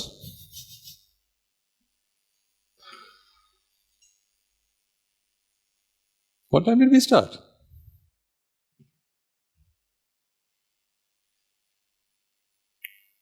The time on this is 10:15. Is that right?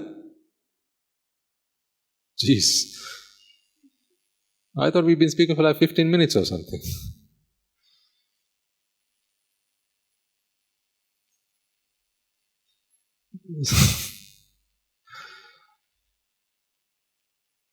So what have you taken away from that?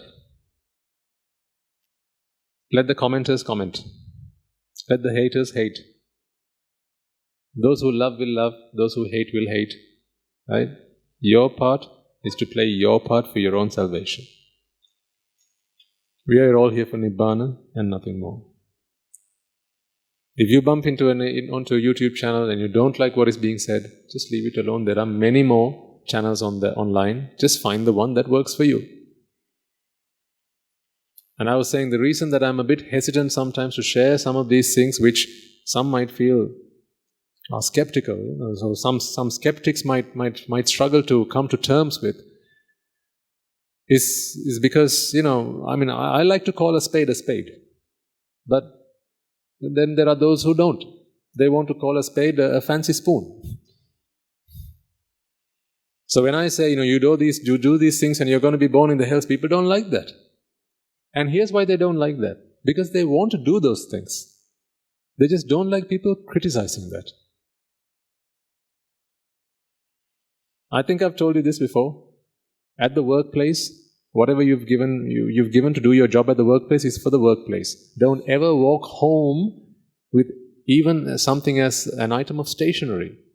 If it's for the workplace, it's for the workplace. Don't take a pen, a pencil, a sheet of paper, or even a paper clip. Don't take it home, because it is customary for people to do this sort of thing. When your child calls you and says, Mama, I don't have a pen to write. Don't worry, Putta, I'll bring you one on the way. You don't stop on the way and take one from the shop. You take the one that's at work. It's been given to you to do your work stuff. What you don't know is you're stealing on behalf of the child. That is theft. But when I say these things, people will start challenging me. They'll say, no, how can that be theft? Aren't we entitled to that? Well, if you're entitled to that, you should be giving out pens to people who walk on the streets. You are given that pen to do your job, not to take it home with you. That's how you get a pay. You get paid to buy a pen if you need one for home. Don't take this one home. Some people use their mobile phones, work phones, to make personal phone calls. They don't realize that in doing so, they are committing theft. And you know what people will tell me as soon as I say this? Prove it to us, otherwise I don't believe it. I'm telling you. I'm not saying something bad, right? I'm asking you to do something that is good. So when I'm asking you to do something good, don't wait for the full rationale of it and for me to explain to you to the nth degree how everything works out, because I can do, and it'll take us a little time, but in that time you're still committing the unmeritorious deed. You're going to be sorry you did that. So if something seems sensible, just do it. But I'm not asking you to do that with Nibbāna. I'll draw a clear line and distinguish those two things. With Nibbāna, don't do just what I ask you to do. Listen to it, analyze it, reflect upon it, and then practice it. But here I'm asking you to do things which will end up with you going into the 4 great hells. Because if you go there, then what's the point of talking about it after that? What's lost is lost. So if there are those in the audience who will come and question me, Swaminathan, I'm not going to believe in any of this stuff you talk about the 4 great hells until you show it to me.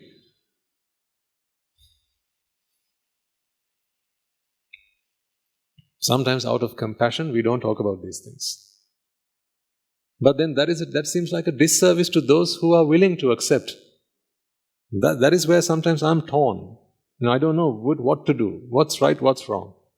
Do I share it so that there are those who would benefit from it, can take these words of advice on and actually start to make sense of it, and they don't need the full explanation of it, because as long as it seems sensible, and Swaminathan say you have some trust, only speaks out of compassion and pure love and affection for you, you take it on board and start practicing it. Or if you're someone who's a complete skeptic and says, no, I'm not going to accept it because it does not agree with what I think, and I'm not going to stop at that, I'm going to go around telling everyone that he's just making up stuff. Because when you have people like that, the innocent people, they become victims. Innocent people who've not yet even listened to the Dhamma, they become victims. So I don't know what to say and what not to say, especially in that regard. When it comes to Nibbāna, the Dhamma, the core Dhamma, it doesn't matter. But there are certain things in life, just general advice that I'd like to share, but sometimes I pull myself back and I think, I don't know. Because amongst the regulars, there are newcomers as well. And that's okay, that's perfectly fine, because every regular was once a newcomer. But then there are those who are very opinionated and adamant, not willing to change their opinions. So I suppose the best thing I can do is give you this piece of advice. That is, you are your only salvation. If you want to listen to and do what every Tom, Dick and Harry says to you, then you must do it at your own peril. If, however, you are sensible with what you do, and you're open-minded, and you're willing to acknowledge, accept, analyze, reflect, be intelligent about the way you practice the path and take on the practice of the Dhamma, then, once again, what you reap is what you sow. So in this path, ladies and gentlemen, because I can only show you the path, I can't twist your arm, can I? I can't say, do it or else. With none of you can I do that. With all of you, all I can do, the best I can do is say, Madam, think about this. Sir, just think about this. Just think about this is all I can say. I can't be hard and fast on you. I can't draw a hard line and say, you've got to do this, you've got to do that. I mean, I can, but he wouldn't be right. There will be some here who will say, Swaminatha, just tell me what to do and I'll do it exactly to the letter. The only reason I'm still here is because I have some duties and responsibilities and I have no way out of them so far. I can't see a way out of it. This is the only reason I'm here, but if you told me to go and jump off a cliff, I'll do it right now. I'm like that. If my teacher tells me to go jump off a cliff, I will do that because I have understood what he has said. I have understood it. So I know he's never going to ask me to jump off a cliff. But I have come to a point where everything he says makes perfect sense. But this is not blind faith. There is no blind, you can't get to Nibbāna with blind faith. You can't. You can go to heaven with blind faith, yes. But not to Nibbāna, you can't get there with blind faith. It has to be through conviction.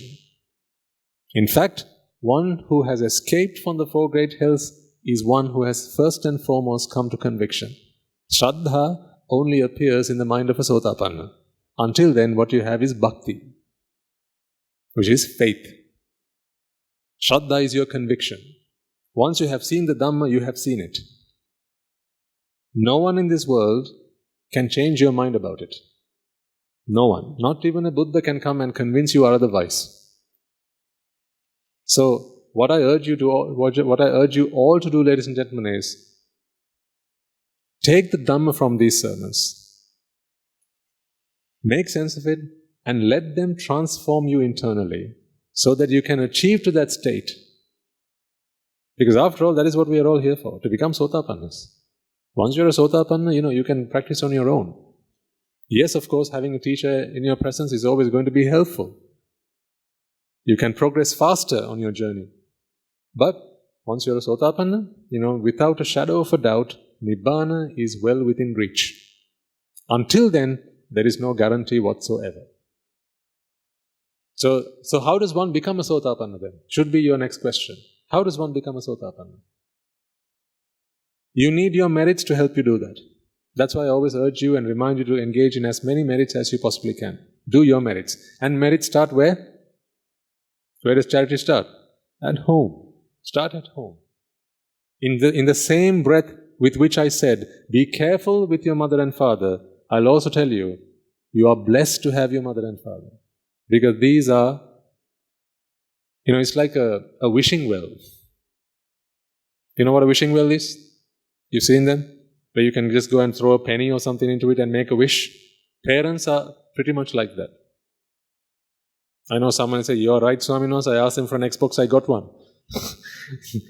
That's not what I'm talking about. With your parents, you can wish for as many merits as you like. From time to time I talk about this, how you should be dealing with your parents, and today, as we are on the topic, we might as well, a few words about that. For some of you, you are still fortunate to have your parents with you. You're still fortunate. They're still alive. Remember, you're not going to have this blessing forever. While you still have them with you, exploit them. In what way?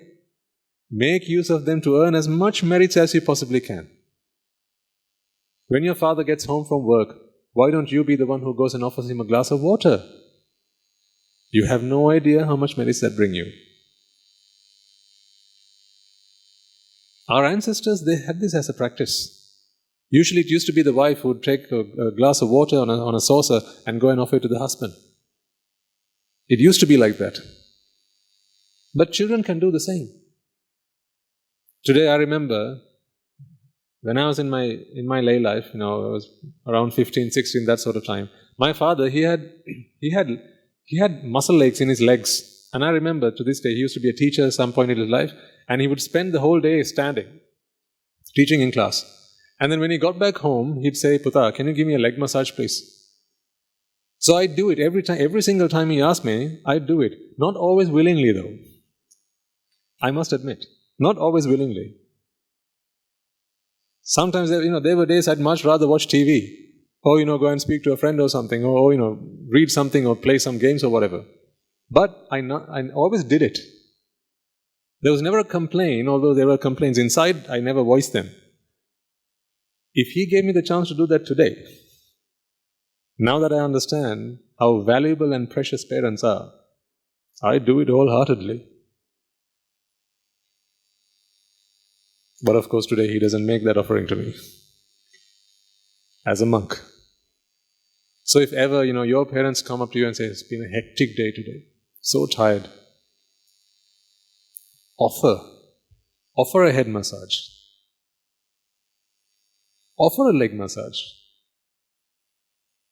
offer them. Because these are your parents, unlike any other. Only second to treating an arahant is treating your parents. You can only do them while they're still with you. Once they're gone, they're gone.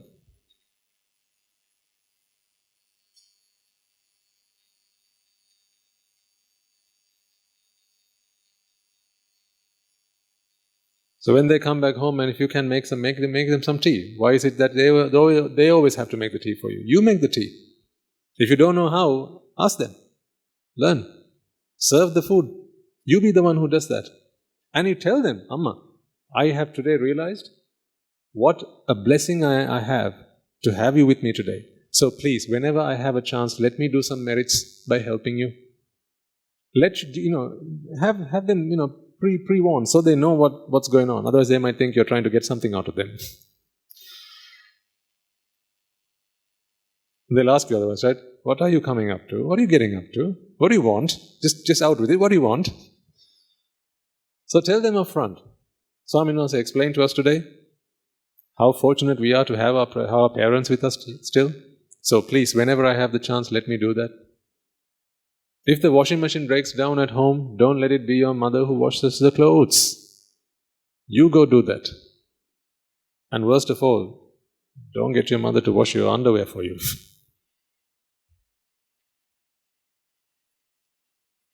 Don't get your parents to do your washing for you.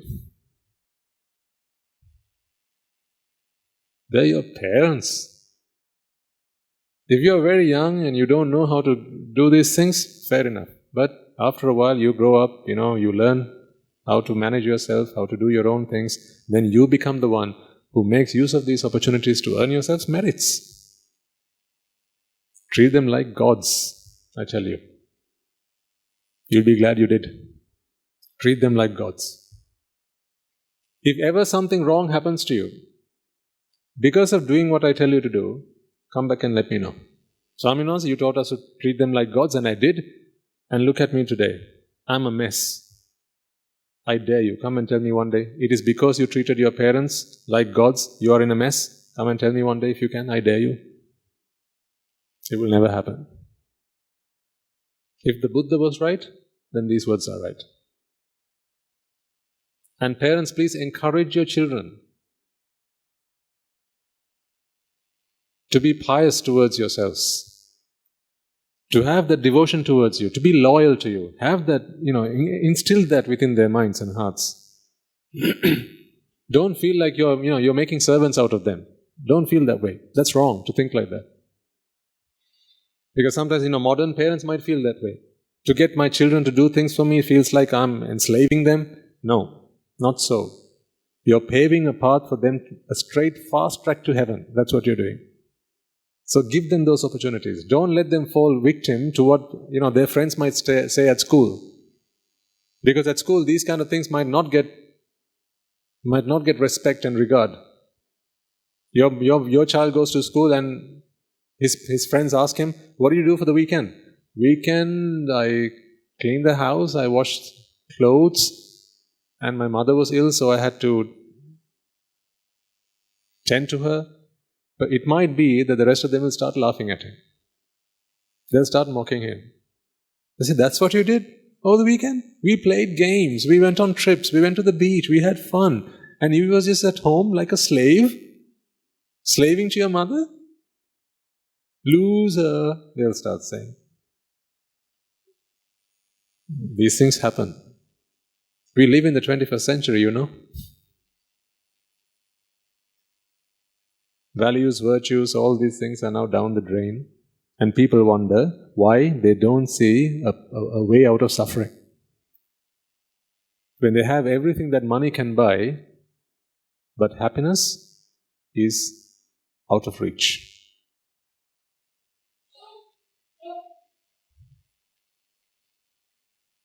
For Nibbāna to take seed, you need fertile soil. Anuttaram puññakketta. You've heard that, haven't you? Anuttaram puññakketta is a fertile ground for the seed of Nibbāna to take root. And that fertile ground are the values and the virtues that we cultivate. It's the environment that we create for ourselves. In respecting our parents, in respecting our teachers, in fulfilling our duties and responsibilities to others, being kind and being generous, and all of these things, folks. There is no fast track to Nibbāna. There isn't. Honestly, there isn't. There's no fast track to Nibbāna. Then you'll ask me, what about Rajagiriya? He was the quickest in the Buddha Sasana to attain Nibbāna.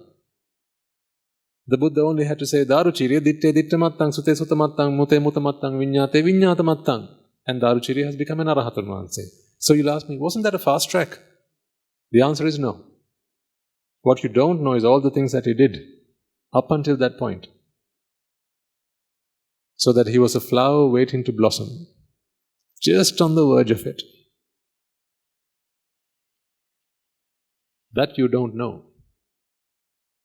Because that part of the story has not been told. There is no fast track to Nibbāna. It's a slow and steady race. Creating the right environment is as important as reflecting on the Dhamma. I want all of us to be dedicated and serious about Nibbāna, ladies and gentlemen, because I know that this method works. Okay? I will never come up here and say something I don't do myself personally. Because I have to take responsibility for what I say. Don't I? Don't you want me to be responsible for what I ask you to do? Because if I ask you to do something and you go crazy, I've got to be responsible for that. You know, we are doing a mind hack here, aren't we? I mean, really strictly speaking, this is a mind hack.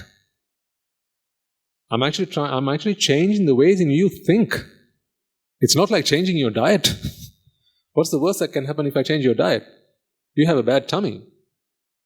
You get hospitalized for a couple of weeks or so, and then you're back home and you're back to normal. But if I say the wrong things to you, and you start doing the wrong things, you can end up going crazy. And worse than that, you can end up in the 4 great hells.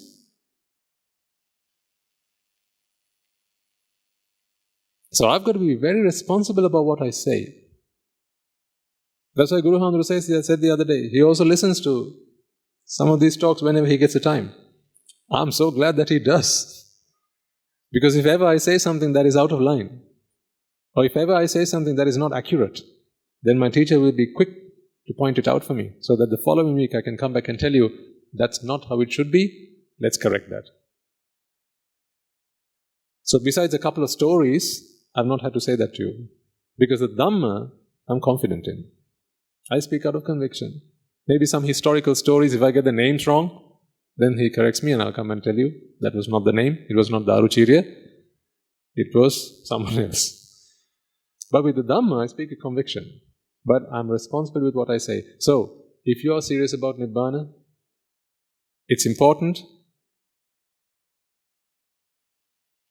that you are careful with the path that you take, because Nibbāna is a mind hack.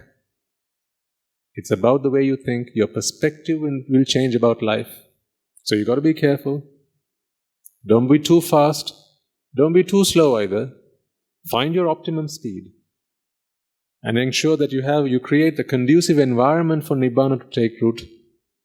And then from there on, just practice and practice and practice.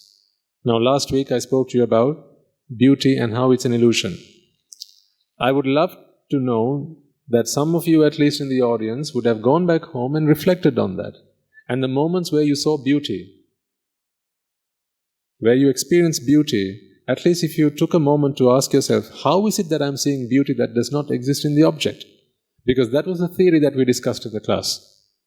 Class, sermon, wherever.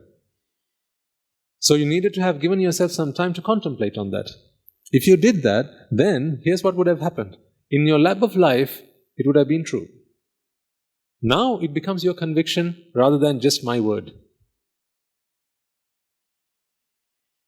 Let me remind you, because I promised you, let's do a quick refresh before we conclude for today. So I can give you again another chance to reflect on this, so that the next week, if you couldn't do last week, you can reflect on it, and if you did, then you can continue doing that. Any picture, any sight out there, there are those, if I present a sight to you, you will tell me it's pretty, others will say it's not so. Right? The best example are people. Some people you find are good looking, and some you don't. But everyone is beautiful to somebody. Aren't they? Everyone's beautiful to somebody. But there's no one in this world who's beautiful to everybody. Someone asked me the question last week about Aishwarya. So I'll give you an answer to that question now that we are at it. How come many people find her pretty? And the reason for that is, ladies and gentlemen, from a very young age, before we get to see Aishwarya, the definition of beauty is implanted in our minds piece by piece. That's what happens to us as we grow up. You know, when we grow up, we are influenced by people that we see around us. Think about this for a second. Do you not remember, maybe when you were younger, someone said something like this to you or to someone else, and you were in their presence?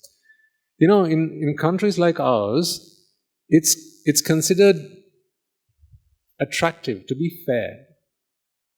Yeah? In these countries, it's considered attractive to be fair. Now, don't ask me whether that is right or wrong. I'm just stating fact. In countries like ours, everyone's trying to be fair. Not fair and square fair, fair of complexion. In some countries, it's dark. To be dark is to be attractive. So it's a very subjective thing. Isn't it? Now, have you not heard when you were younger, someone having said about this about you or about someone else that you'd seen? You know, especially when it's a young child. Have you not heard, like maybe your granny or your auntie or someone else saying, Sudhu Baba? Not heard that? Not heard that? Oh, it's sweet, isn't it? Sudhu Baba. You have not heard that? Have you ever heard someone say, Kalu Baba? That you don't hear, do you? Do you know that those words influence you? Even when you are so young, these are your formative years. Every word leaves an imprint in your mind. That's why your association is very important. You are the product of the 5 people you spend most of your time with. Let me speak to the 5 people you spend most of your time with, and I'll give you a head-to-toe description of the kind of person that you are. I don't even need to talk to you. Such is how profound the effect is of the people who indoctrinate you with all these things. So, I think you'll agree with me, then when we were younger, we've heard so many of these things. Then do you remember watching on TV these TV adverts where they advertise soap and creams and lotions and all these things, and they call them what lotions? What creams? Fairness creams. Have you seen a single advert where someone takes a bar of soap and they apply it on themselves, and then they say at the end of that, you know, after applying this, I'm darker than I was. Name one advert you've seen where that was said. Ever? No, what do you hear? After applying this soap, after using this cream, I'm fairer than I was. Now do you see what those words, those adverts do to you? Because you don't have the dhamma yet. So you have nothing to compare and contrast these indoctrinations, because you don't have a truth to check it with. You don't have the answer key to check these with. So, at the beginning, fair and dark are on a level playing field. This is at the beginning. Fair and dark are level. But then you start listening to what these grannies say. Sudu Baba. Then what happens is, this is fair, this is dark, this rises up. In value. In your mind, fairness is more valuable than darkness. Then you start watching the adverts. Then they say fairness cream. Fair and lovely. See, just think about the way it's been named. Just think about how it's named. Apologies for using a brand name in the talk, but I'm just trying to explain to you a point here. Just think about why it's named like that. Have you ever come across a cream called Dark and Lovely? No, you see, fair and lovely. So what does that tell you about fair? Being fair is lovely. So of course everyone knows that lovely is a good thing.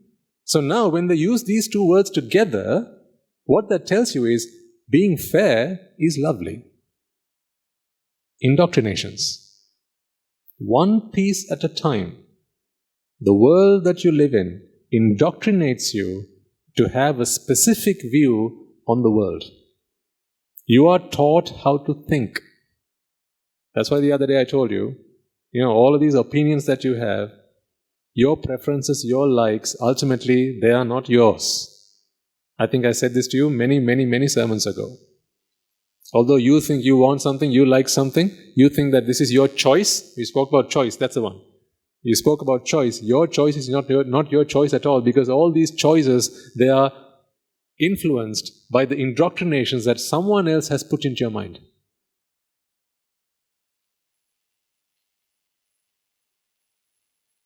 This is what happens.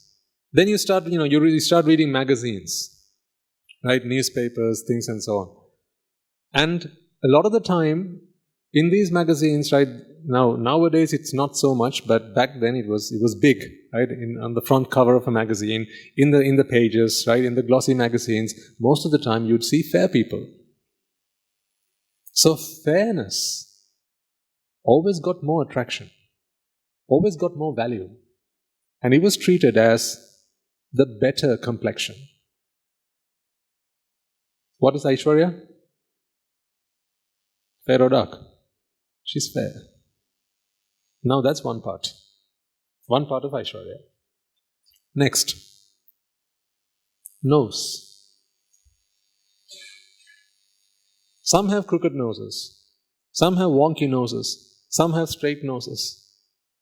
Whenever, even going back again as a child, right, you would have grown up in an environment where people would have inspected you, even when you were carried as a baby. Right? They would have, you've heard comments, people saying things about you. Lassananaya, beautiful nose, isn't it? Beautiful lips. Look at those eyes. Blue eyes. See, blue eyes, they always got more value than dark eyes. Green eyes, blue eyes, brown eyes, they always got more value than dark eyes. These are all indoctrinations. And then the eyes, if they were sharp, pointy eyes, right? Those things got more value. And then the makeup. When you put your makeup on, you try to highlight your eyes and its shape and so on, right? And then, and then that's what actors, actresses, people who are models, they come on social media, they go on TV, and then this is the picture of perfection that they show. There's a picture of perfection that has to do with every single part of your visible body. Right from your hair to your feet. There's a phone going off. Where was I? Yeah, right from your hair. Sorry, if you have a phone, it's always good to just switch it on mute when you're in the sermon, because I get distracted. And then sometimes I lose my train of thought. So just as a courtesy to everyone, next time it will be best if you can just switch your phones on mute. Happens to the best of us. I've done it. Happened to me as well. And then someone told me to put my phone on mute, and then from that day on I did. So it happens to the best of us. Back to hair. right from every strand of hair to your feet, there's a picture of perfection somewhere out there. You know, when you walk up to the mirror and you look yourself in the mirror, isn't there an image in the back of your mind with which you compare yourself? When you start doing your makeup, when you start doing your hair, isn't there a picture in the back of your mind with which you compare yourself? Where did that picture come from? This image that you have in your mind, where did that come from? You weren't born with that. You certainly weren't born with that. Like I said, for some, it's going to be dark complexion. For some, it's going to be fair complexion. For some, the hair is going to be colored. For some, the hair is going to be, say, auburn. For some, it's going to be blonde. It's going to be a different one for different people. But these are all indoctrinations that were picked up as we grew up. Over time, these indoctrinations, they stick. And what marketing does, what media does, is it keeps saying the same thing over and over and over and over again, and then ultimately, the same people who do the cosmetics, the same people who do the TV, the same people who do the brands, they conduct Miss Universe. Now think about the science behind all that.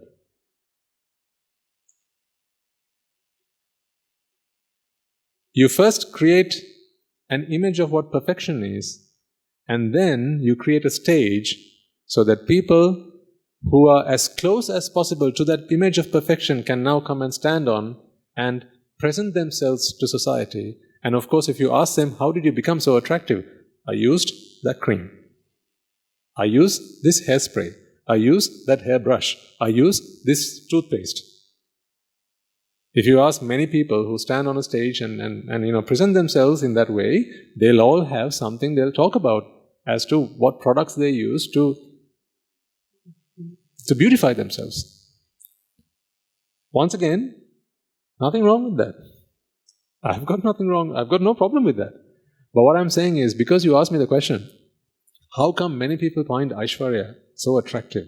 It's because most of us, as we grew up, these were the same indoctrinations that we all got planted in our minds.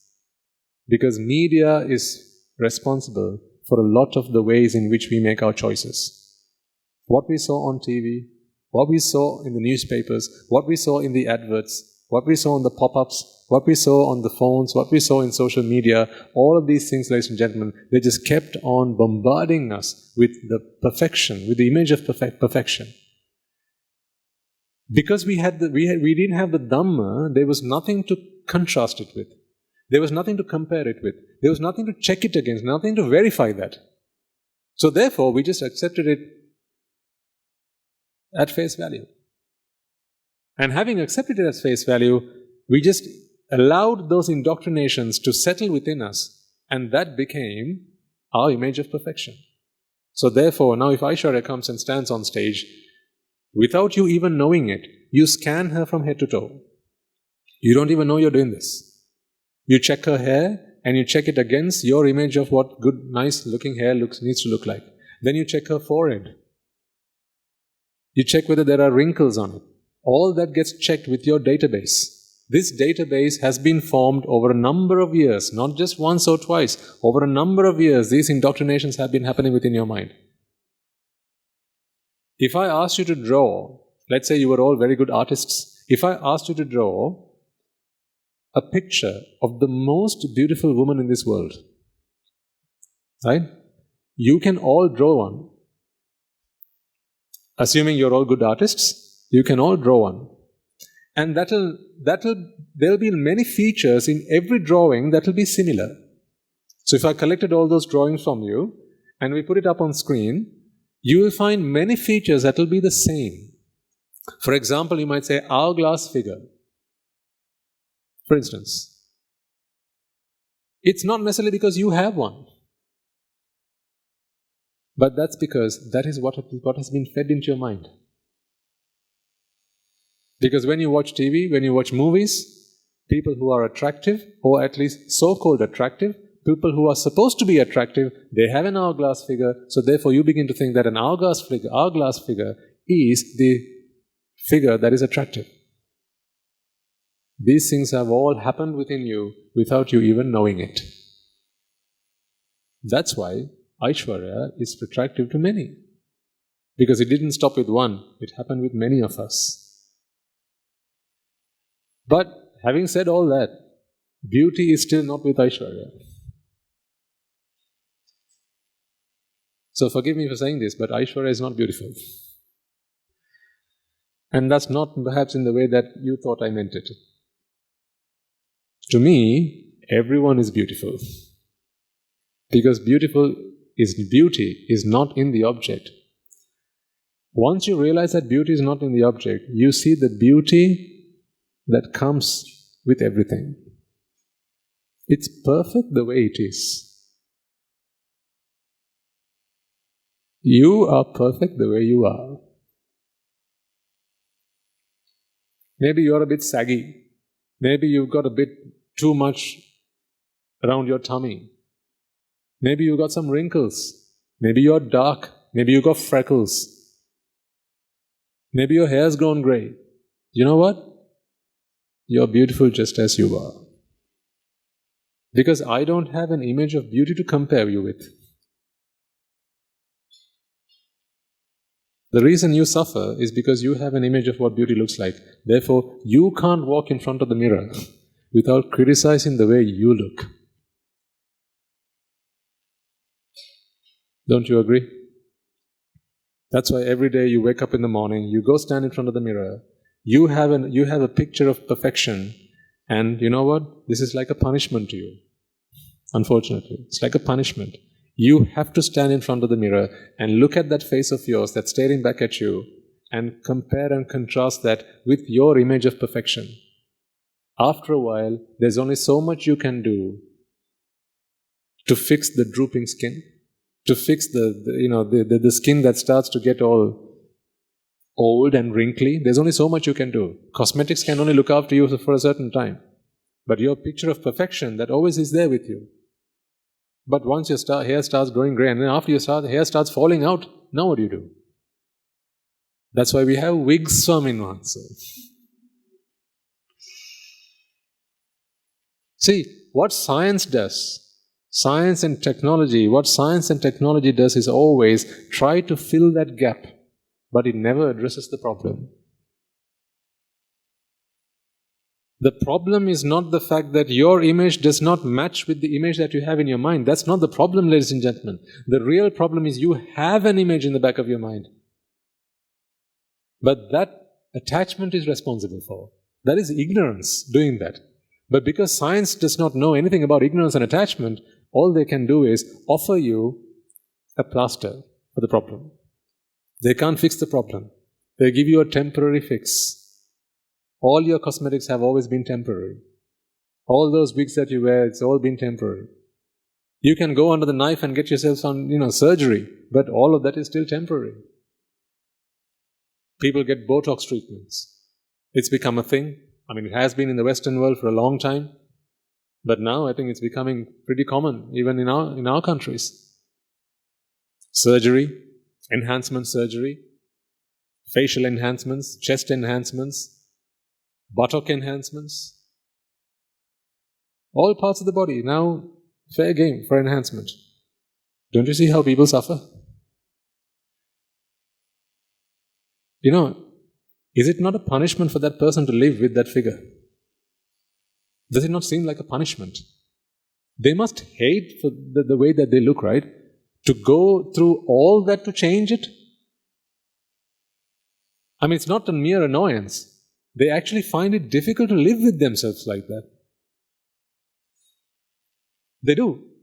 People find it unlivable. So they're willing to go under the knife and pay whatever the cosmetic surgeons charge them, and then go through any of the side effects of all that, take in all the drugs and the painkillers and all that, and sometimes even risking their lives. Why? Because they have given themselves a punishment. And what is that punishment? Not practicing the dhamma. That's the punishment. Because the dhamma is your savior. I doubt anyone in this audience will ever go through that. If you have done in the past, you have done, but I doubt anyone in this audience will ever go through that in the future. Because now you understand that the problem is not the external image. The problem is the image in the back of your mind. This image of perfection. This illusion of beauty. Which was not yours to begin with. But the people that you associated, media did that to you, the newspapers did that to you, social media did that to you, Facebook did that to you, and they just kept on feeding stuff into your heads. You had nothing to check it against. You had nothing to verify that against. You just kept on absorbing like a sponge absorbs water. You just kept on absorbing these indoctrinations. And today, you have to compare everything that comes in front of your eyes with that image. So therefore you suffer. There's no answer but the dhamma. What do you think young girls today should be given? Teenagers? Teenage girls as young as 13, 14, 15. I know young girls who are saving up money. They're as young as 14. The same age as your daughter, right? Saving up money, ladies and gentlemen. Say they're saving up lunch money in the hope that one day they can save up enough to get a breast enlargement.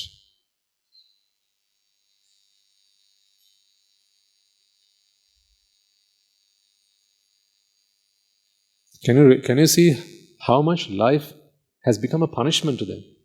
Living has become a punishment to them. Because here's what they do. They wake up in the morning, they go in front of the mirror and they look at themselves and go, is this what I have to live up with? It feels like God has been unfair to them. It feels like, they've been destined to live that way. All because of these indoctrinations that have kept on feeding nonsense into their heads. And no one's been there to guide them. Because the parents were far too busy teaching them science and maths and sociology and physiology and physics and sending them abroad and sending them to universities and so on.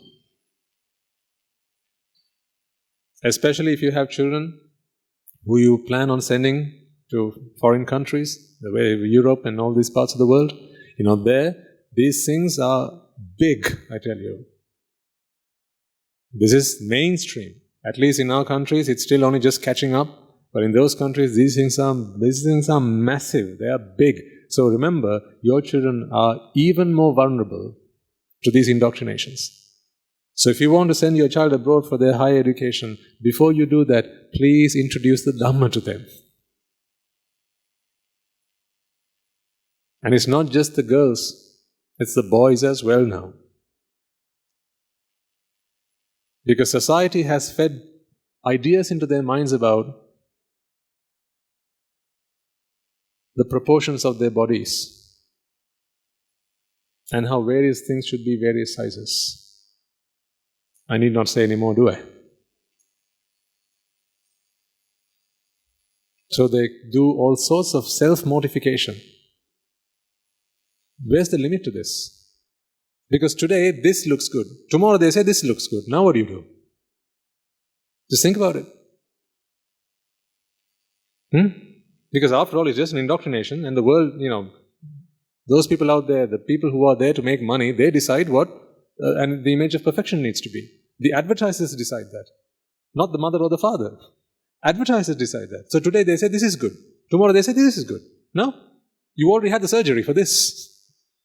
Now what do? Put them back?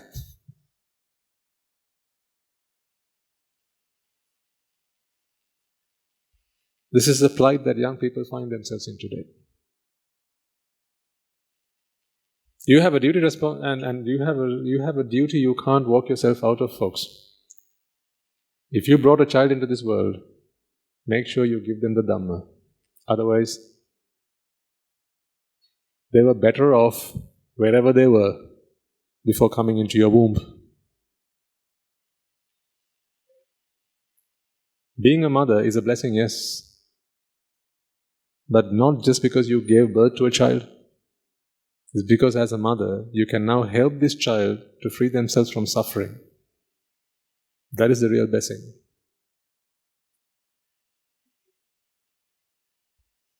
Now one day if your child thinks to themselves,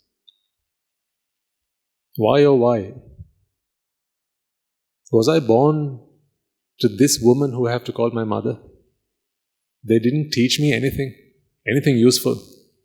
They educated me, sent me abroad to get my grades, get my certificates, get my qualifications. But my mother never taught me about the four great hells. My mother never taught me about good and bad, about virtues and qualities. My mother never taught me about any of this stuff. My mother never taught me that beauty is simply an illusion.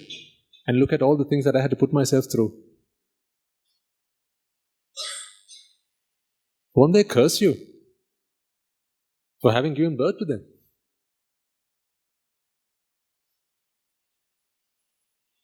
Mothers, fathers, what if your child ends up cursing you for having given birth to them? Because giving birth is a simple thing. It's a biological process. But then raising a child to go on to become a great human being, that's no easy task. It takes a whole village to raise a child. The teachers are involved. The Mahasangha has to get involved. The parents have to get involved and be involved 24/7. But most of the time parents are today only with the children for 3 or 4 hours a day, and those 3 or 4 hours are also the hours that they're asleep. So actually most children hardly at all get any time to be with their parents. But at school, they're with their friends. And their friends are indoctrinated by all the other people around them.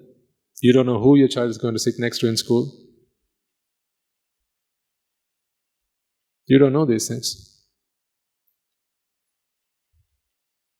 That's why even Guru Handra always reminds you, just because you have brought a child into this world, don't stop at thinking that giving them a good education, giving them enough money to stand up straight and stand up on their own in life, giving them some property, giving them a house, these are the only things that a parent has to do.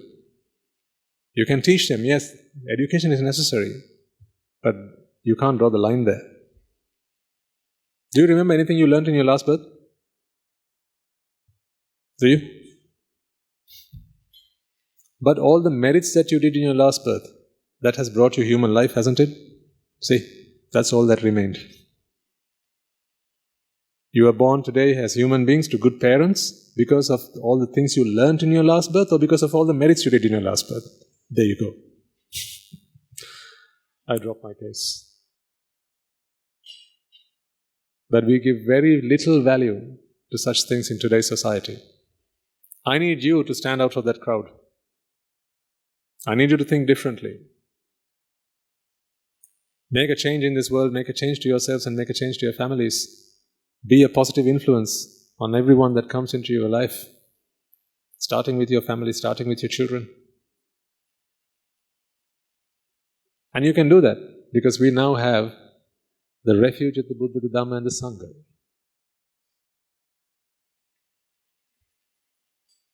I care deeply about all of you, ladies and gentlemen. It is my duty as a member of the Mahasangha to be like that. I have gone through this experience, this internal transformation, I have gone through it and I'm going through it. So I know the bliss that it brings, and so I just want all of you to have it. Honestly, if you could put your mind, if you could telepathically think about what I'm thinking right now, if you keep your mind to my mind and think about exactly what I'm thinking right now, tears of compassion would start flowing through your eyes. Because you would understand how passionately I care about this, the cause that we are here to achieve. People are dying every day. Next week I'll bring you a video to show you how fortunate you are to have been born human. You've heard of the 7 wonders, haven't you? Yes, the 7 wonders. We've taken our own spin on that. There are a different 7 wonders that you need to know. Next week I'll show you what those 7 wonders are.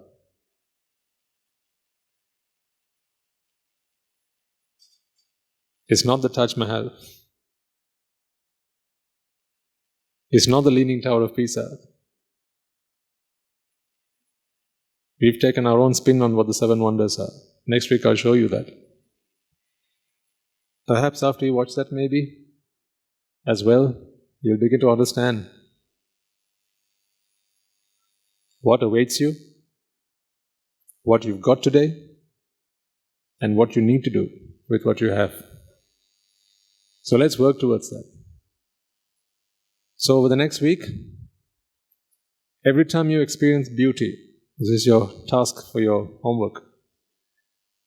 If you can't do it every time, at least do a handful of times. So that if I ask you next week, can you name the 5 times you did it, you can?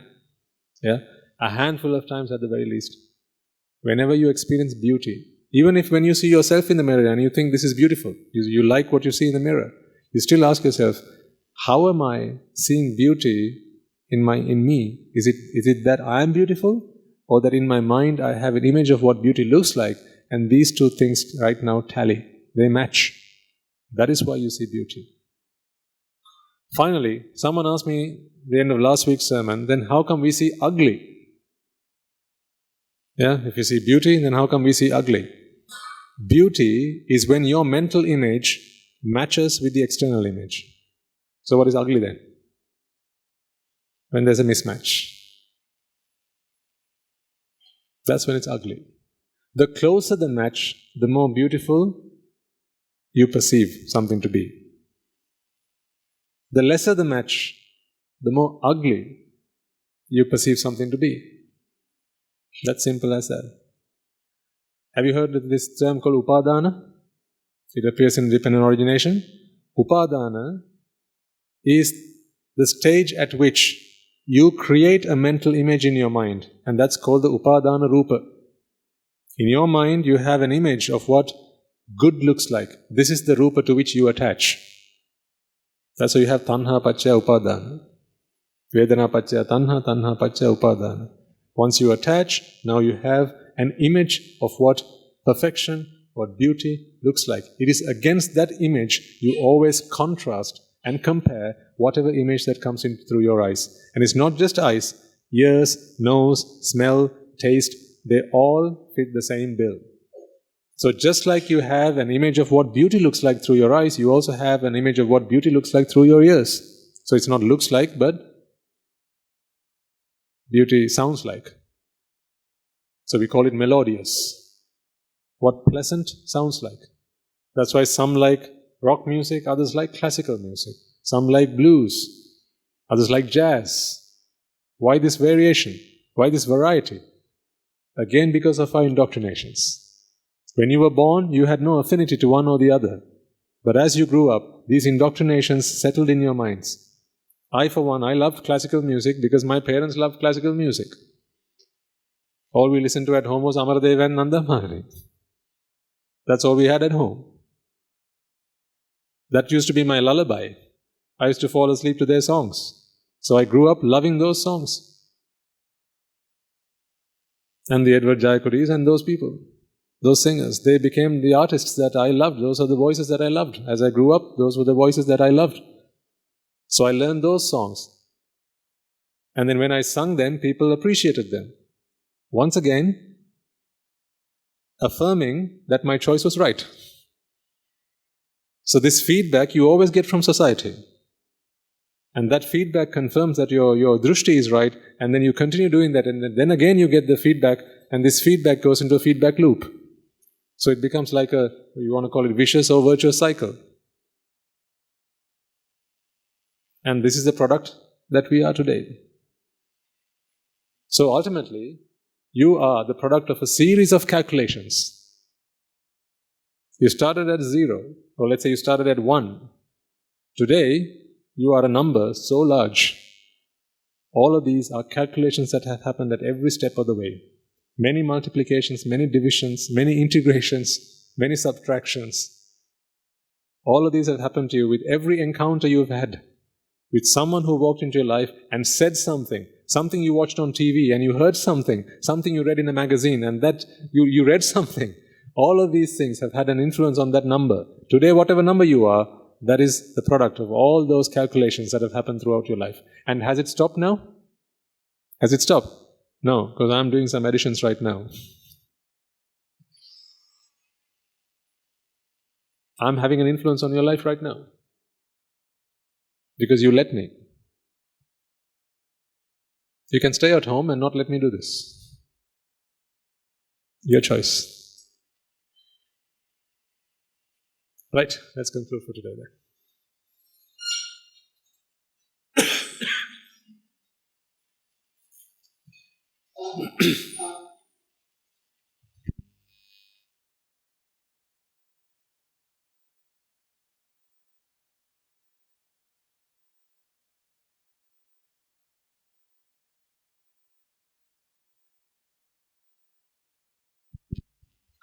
Okay, so let us take a moment to transfer all the merits that we have acquired today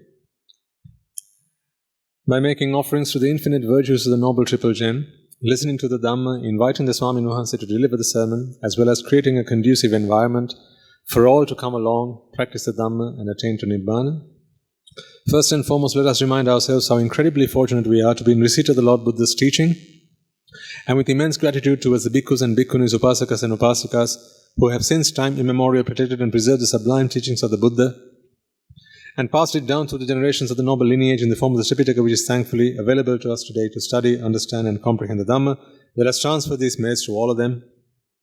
Let us also transfer these merits to all members of the Mahasangha present throughout the world, including the chief prelates of all of the chapters who have dedicated their lives to the noble path and have committed themselves towards the betterment of all sentient beings. Let us also transfer this message to the monks and nuns resident in your local temples and nunneries who have always been by your side through thick and thin, come rain or shine. Let us transfer this message to my teacher Guru Swami Nuhanse, as well as all the monks resident in the monastery and the Anagarika and Anagarika communities attached to the monastery. Let us also transfer this message to those who make great efforts to disseminate the teachings of the Buddha, be that by transliterating these talks, sharing them out with others, or inviting others to attend to the sermons. May they all rejoice in these merits. Let us also transfer these merits to our devotees and friends of the monastery, who for the sake of merits continue to sustain the Mahasangha. This includes everyone from those of you who provide for the construction of the monastery, and to those who provide the Mahasangha with shelter, alms, robes and medicines, as well as those who pass on their know-how and continue to extend their well wishes. May they all rejoice in these merits, and by the power of these merits, may they be healed of any physical and mental ailments and overcome any obstacles to their spiritual progress. May they abstain from the unmeritorious deeds, fulfill the meritorious deeds, fulfill the noble eightfold path, and may they all attain the supreme bliss of Nibbāna. Sadhu, sadhu, sadhu. Let us also take a moment to transfer this message to our mothers and fathers, husbands and wives, brothers and sisters, sons and daughters, grandparents, uncles, aunts, cousins, nephews and nieces, our friends, our acquaintances, our employers and our employees, our teachers, as well as anyone and everyone who've gone the extra mile on our behalf, who've spared no blood, sweat or tears on our behalf. May they all rejoice in these merits, and by the power of these merits, if any of them have, may they be healed of any physical and mental ailments and overcoming obstacles to their spiritual progress. May they abstain from the unmeritorious deeds, fulfill the meritorious deeds, fulfill the noble eightfold path, and may they all attain the supreme bliss of Nibbāna. Sadhu, sadhu, sadhu. Let us also take a moment to transfer these merits to the Devas and Brahmas, spirits and demons, primarily the Sakadeva, as well as all the numerous gods and deities who have committed themselves to fulfill and preserve the Sambuddha Sasana. Let us transfer these merits to our guardian deities who keep a watchful eye over us and keep us out of harm's way. May they rejoice in these merits, and may they prosper in divine power and wisdom. May they abstain from the unmeritorious deeds, fulfill the meritorious deeds, fulfill the noble eightfold path, and may they all attain the supreme bliss of Nibbāna. Sadhu, sadhu, sadhu. Let us also take a moment to transfer these merits to those who have passed away in our name, our loved ones, our forefathers, our ancestors, reminding ourselves that it is in their blood, sweat and tears today we are able to enjoy the comforts of life that we do, as well as to practice the path in peace and harmony and attain to Nibbāna. May they all rejoice in these merits. Let us also transfer these merits to those who make great sacrifices on our behalf, including the members of the armed force as well as the police force who protect the peace and harmony of our nation. Let us also transfer these merits to all those who lost their lives in the war, be they friend or foe. Let us also transfer these merits to those who have lost their lives in natural disasters and calamities such as tsunamis and earthquakes, landslides, fires, floods, pandemics and so on, reminding ourselves that in this infinitely long journey of samsara, they will all have been mothers and fathers to us, brothers and sisters to us, friends and acquaintances to us, people who have gone every distance to make our lives comfortable as much as they possibly could.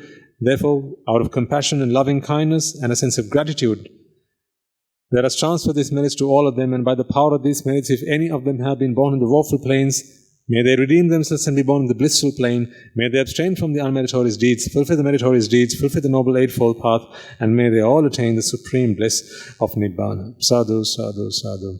And finally, may by the power and blessings of all the merits we have acquired throughout the day and throughout samsara, we be able to witness the advent of many hundreds of thousands of arahants on this blessed land.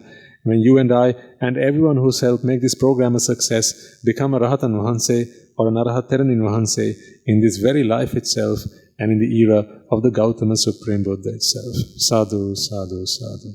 May the blessings of the Noble Triple Gem be with you all. The members of the Mahasangha will now transfer their blessings to you.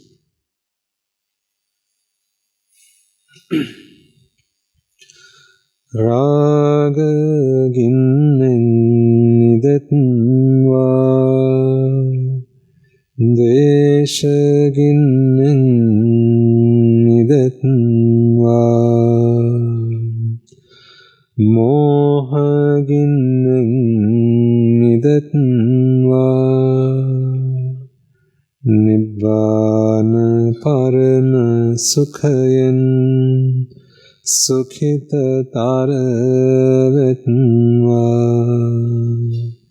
Nibbāna parama sukhayan Sukhita taravetva Mamada siyalu loka siyalu satvayo Nibbāna parama sukhayan sukhita taravetva Nibbāna parama sukhayan sukhita taravetva Nibbāna parama sukhayan Sukhita taravetva Rajagiriya niveva Deshagiriya niveva Mohagiriya niveva Nivan sapa labeva Nivan sapa labeva Nivan sapa labeva Tunvange susi ananta maha guna belin Siru loka siru sattayoma Nibbāna paramasukhen suktitara vetva Sadhu, sadhu, sadhu.